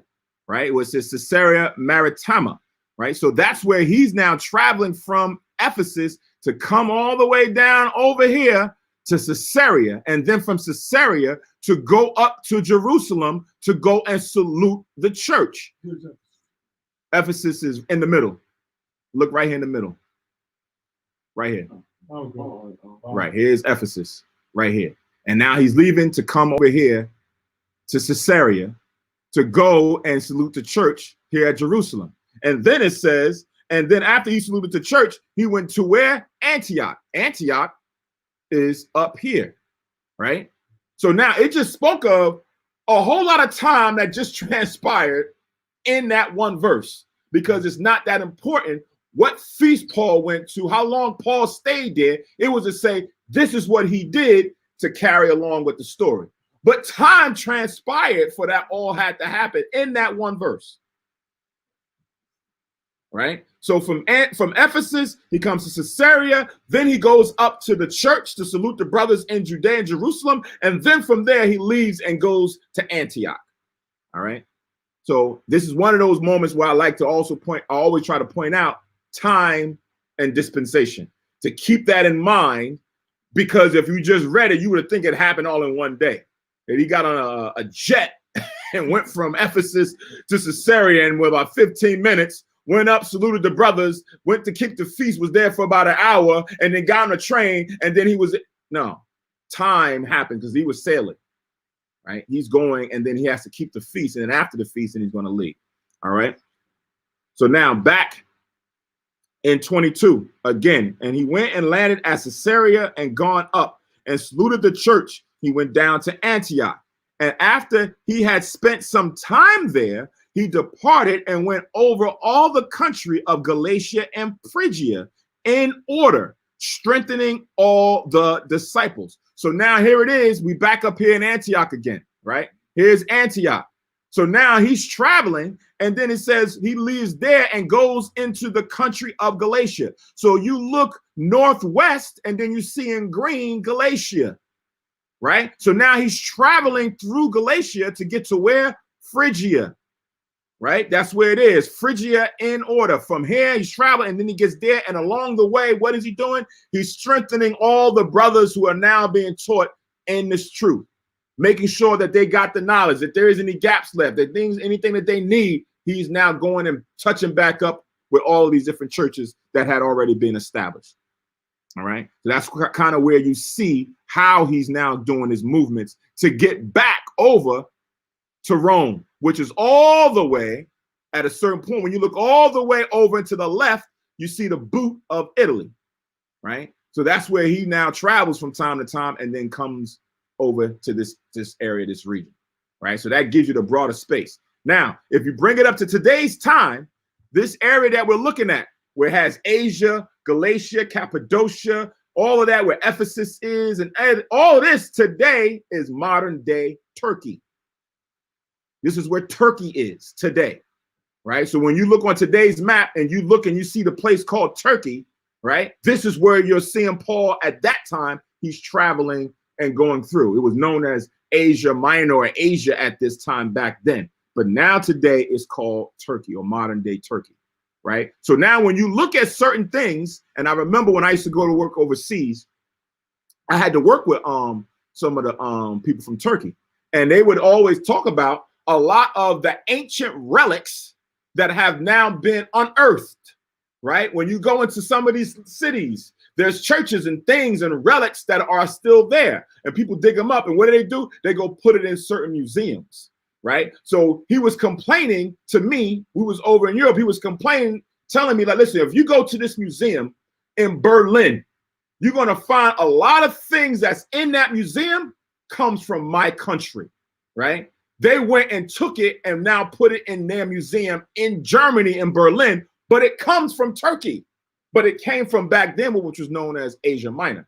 This is where now the Romans and the Greeks actually had their foothold. They don't have it no more. So now Turkey's like, listen, if you're taking stuff from my country, it's for me. But through drug deals and swindling and certain things is going on in the under auspices of arts and humanity, they take that stuff out and it never comes back.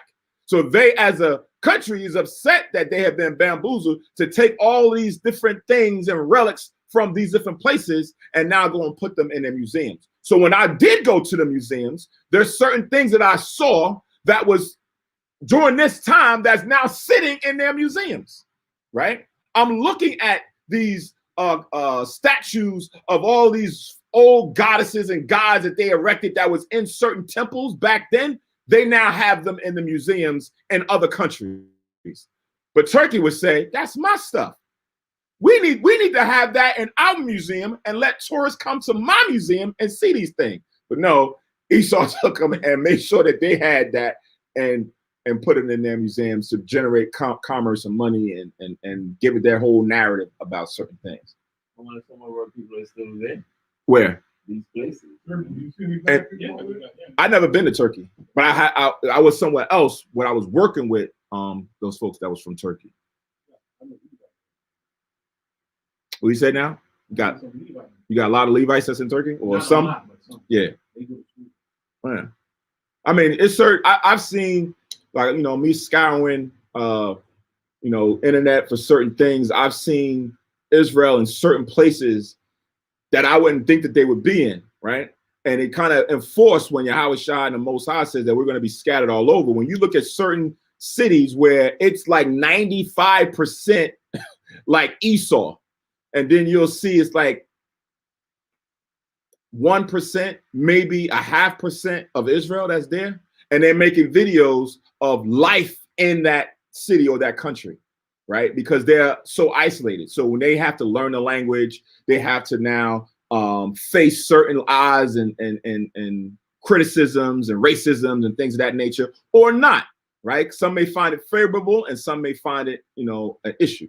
I know I sent a group text out to, I think it was a couple of months or so ago, about Israel that's in Russia, right? You got some of our people that's in Russia and how they found it being in Russia to be more favorable than being in America, right? And the people that's there is wondering, why didn't most of you so-called African Americans leave from where you are? If you're so mistreated, y'all could have came up here and had much more a pleasurable time. So yeah, we all over. We in Iran, right? You got some Israelites that's in Iran that may not know that they're Israelites, some that do know that they're Israelites. We in various different places. But just wanted to kind of give you this highlight. So when you're doing your own offline research, it's good to have the Bible Atlas just overlay this with the modern day maps. And then you'll say, oh, now I see over in this city, this is where Ephesus was. Over in this city, this is where Phrygia used to be. Over now I see why they have these rules in this city because of what happened over here. And so now it kind of brings things full circle. All right. Con.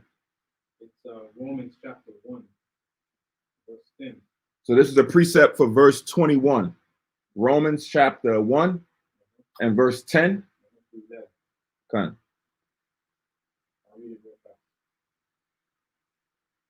It says, making requests, if by any means now at length I might have a prosperous journey by the will of the Most High to come to you. For I long to see you, that I may impart unto you some spiritual gift, to the end you may be established. So what Paul was doing, what the Spirit had Paul doing, is go to the troubled places where you have a vast, where you have a pocket of Israelite in the city where it's worthy to have a temple. Then if there's trouble there in the culture influencing the people there, the Spirit will direct them there to fix the issue or to address the issue and to impart in them his gift, right? So that they can expand on their own gift with the gift that the Most High give him to impart in them, and then spark the fire in them so he can get them to keep going. Right. Done. All right, so that was Romans chapter 1, verses 10 and 11, verse 21. All right, so we're going to read on. We're at verse 22 now. It says, and when he had landed at Caesarea and gone up and saluted the church, he went down to Antioch. And after, I read this, and after he had spent some time there, departed and went over all the country of Galatia and Phrygia in order, strengthening all the disciples. right? Jump to chapter 14 to link with this. Chapter 14 to go into the strengthening of the disciples. Acts 14. Right? Acts 14 and 21. So Acts 14:21 says, and when they had preached the gospel to that city and had taught many, they returned again to Lystra and to Iconium and to Antioch, confirming the souls of the disciples and exhorting them to continue in the faith, and that we, through much tribulation, enter into the kingdom of God, right? So that's what that strengthening the disciples meant. Confirming the souls and then exhorting them to make sure that they endure unto the end, because we're going to go through some things, see some things, bear through some things until we get into the kingdom of the Most High. Verse 24, it says, and a certain Jew named Apollos, right? It's like one of them Greek god names, Apollos, but he was a Jew, born at Alexandria, an eloquent man and mighty in the scriptures, came to Ephesus. So here's this now other brother that now is being highlighted as being a good-spirited, mighty-spirited brother as it pertains to the Lord's will based on what he knew, right? He's now there at Ephesus. I'm gonna go to 1 Corinthians 3, just to give you a foreshadowing of this brother. 1 Corinthians chapter 4. I'm sorry, 1 Corinthians chapter 3.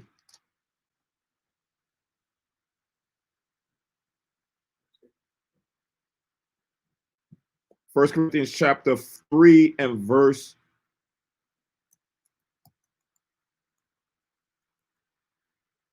I'm gonna start at 3. 1 Corinthians chapter 3, verse 3. So this is Paul getting on some of these brothers that's at Corinth. When they confirming the souls, sometimes you got to check some brothers, right? So this is them being carnally minded, and Paul is about to check that spirit. So 1 Corinthians 3 and 3 says, for ye are yet carnal, for whereas there is among you envying and strife and divisions, are ye not carnal and walk as men? So when you have that type of spirit, you're not spiritually minded. If you envy another man or what he has or what gifts has been given to him, or if you envy another brother because what carnal physical things he may have, and then you start separating yourself because you don't have, or because you don't see yourself, or he shouldn't have that position, you start now putting divisions among you, right? It says, are ye not carnal and walk as the Gentiles? Because that's what they do out there in society. Verse 4, for while one saith, I am of Paul, and another, I am of Apollos, are ye not carnal? So when now brothers start choosing men to say, listen, I'm under this man, I'm under that man, ain't you carnal in the mind when you start doing that? It says, verse 5, who then is Paul and who is Apollos, but ministers by whom ye believe, even as the Lord gave to every man. So now when you start looking at us as individuals, who are we? We're just the vessels that have been used to bring you this truth, right? By the Most High Yahweh have given us this position. So don't go out and start dividing yourself under that man and that man. The man over all of us is Yahweh, right? It says, I have planted, Apollos watered, but God gave the increase. So then neither is he that planteth anything, neither he that watereth, but God that giveth the increase. So stop focusing on me. Stop focusing on Apollos and start focusing on the Most High Yahweh, right? But now it shows you here that at Corinth, Paul is letting to be known that these are a lot of brothers that's now looking up to Apollos, carnally minded though, to show you that he was a mighty man, a mighty figure, a man of reputation to do certain things for a lot of people to gravitate unto him after his teaching, right? All right, so let's go back to Acts 18. I think I stopped. I stopped at 5?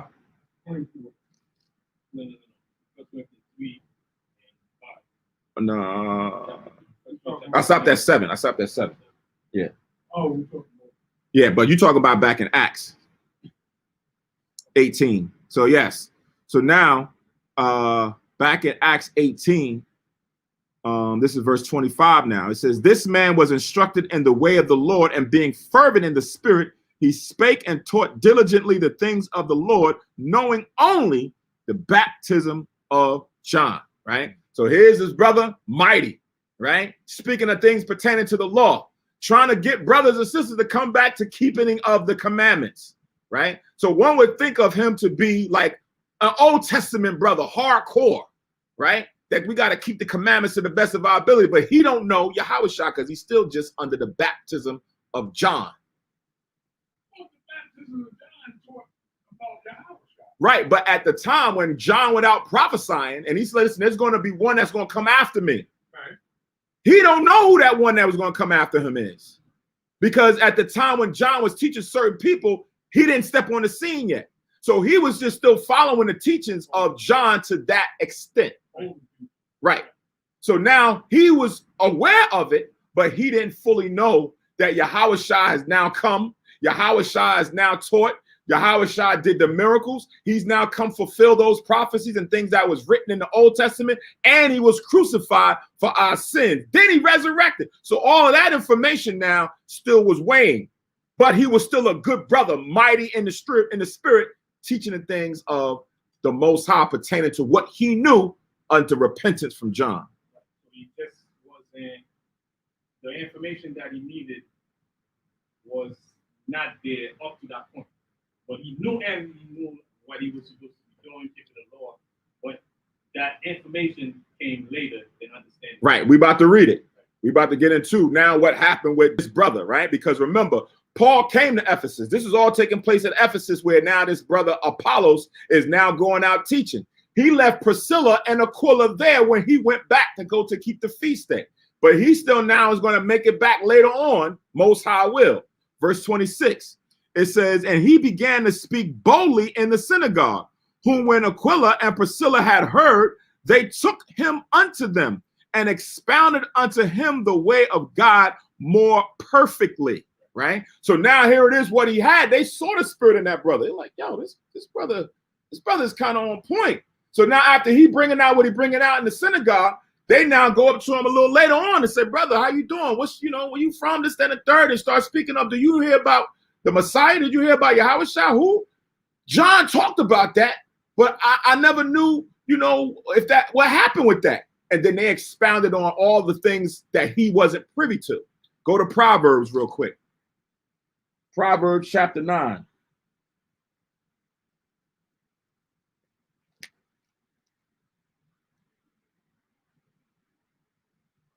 Proverbs chapter 9.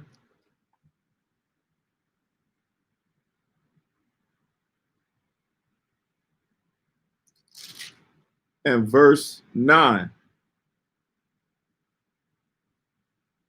It says, give instruction to a wise man, and he will be yet wiser. Teach a just man, and he will increase in learning. So here is this mighty man Apollos, who now has been taught and being increased in his knowledge from Priscilla and Aquila. And what happens? He's now going to go over and go out and do greater things with what he's been taught, because he's a wise man. A wise man is not going to shun wisdom. He's going to hear it and say, oh, okay, cool. I didn't have those precepts.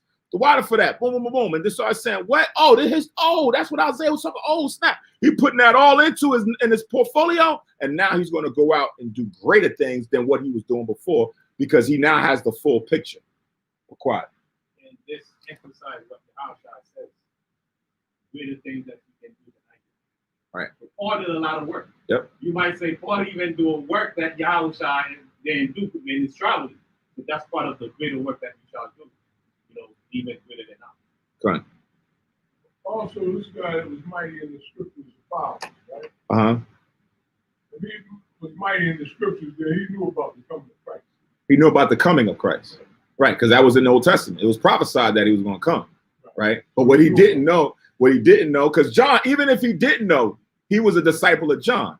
So John would have taught him, right? So because John says, when you read in Matthew 3, that there's going to become one after me that's mightier than I. right? So he had it to that extent, but he didn't know who he was, if he came, what he did, what he taught, what happened to him, and then what's to follow, right? Because he was so far away. Right. Well, he had visited John a long time. Right, or John visited him. Right.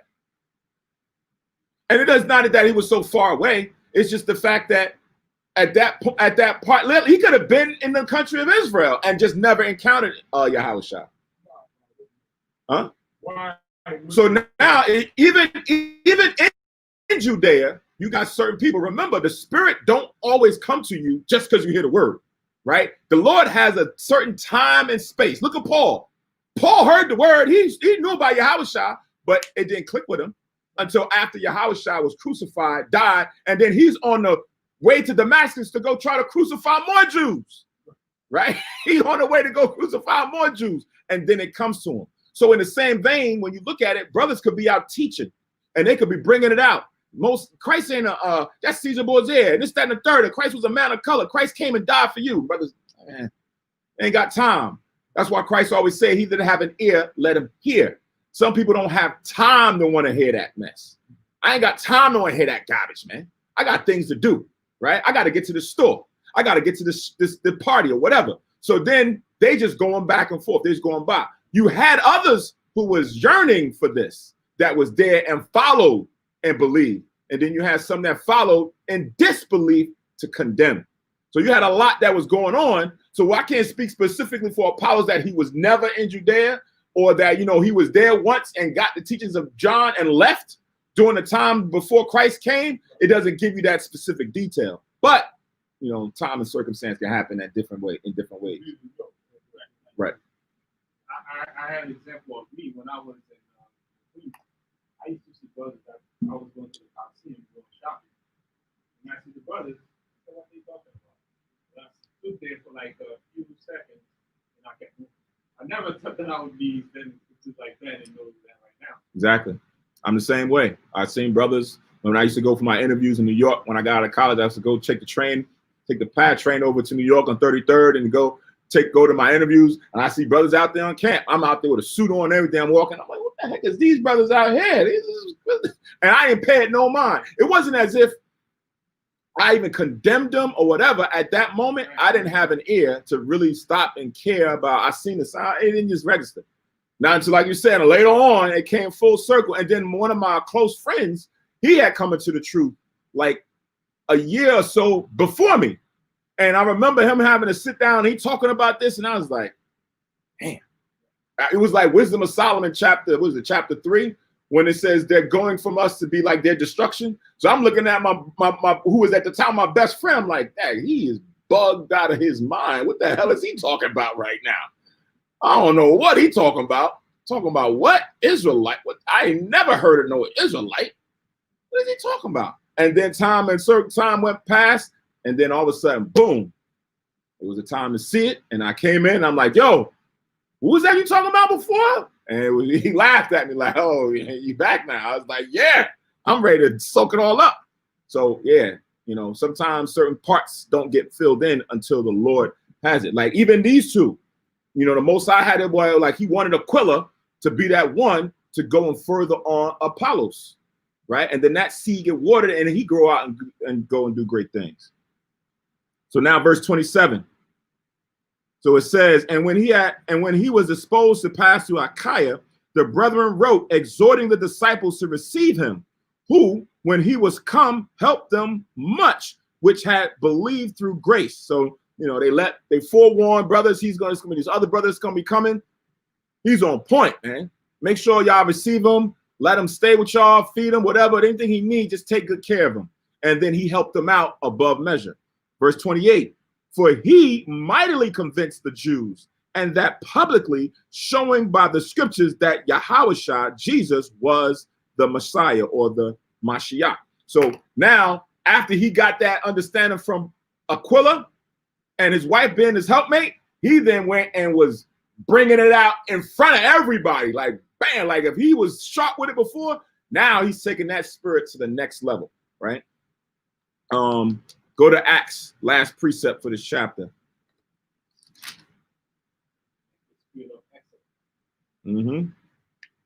Acts chapter 9. So the same thing Apollos did happened to Paul.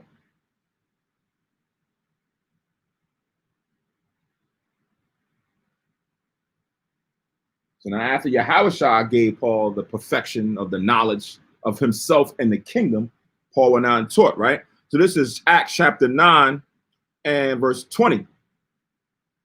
It says, and straightway he preached Christ in the synagogues, that he is the Son of God.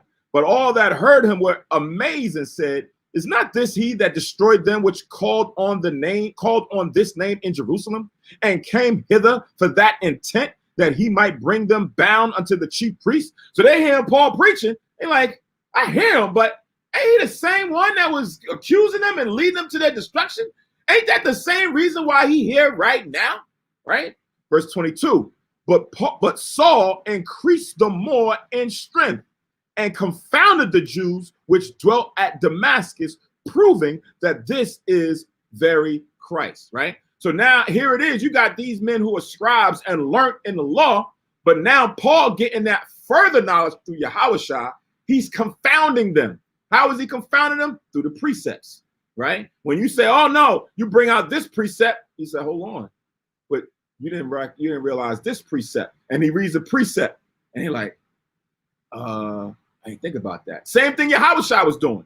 When they came to Yahushua, they come in with questions about marriage, about the Sabbath day and this. And Yahushua gave them precepts. He gave them questions. And what happened? They left confounded.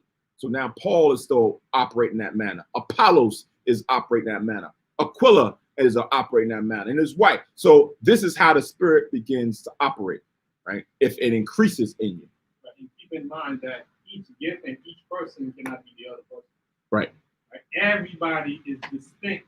Even though they're teaching the same thing, everybody have their distinctive style, right, that add on to that same work, to the same purpose. Right. So like Paul is Paul, Peter is Peter. Peter cannot be Paul. Right. So each one has something that the Most High chooses and put in that they further work. Okay.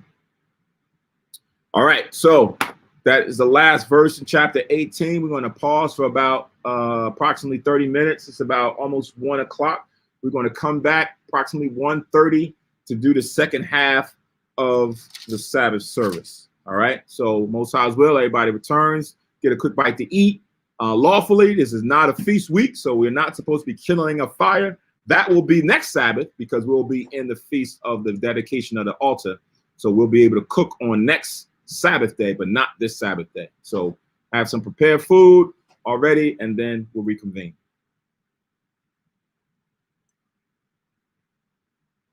Shalom.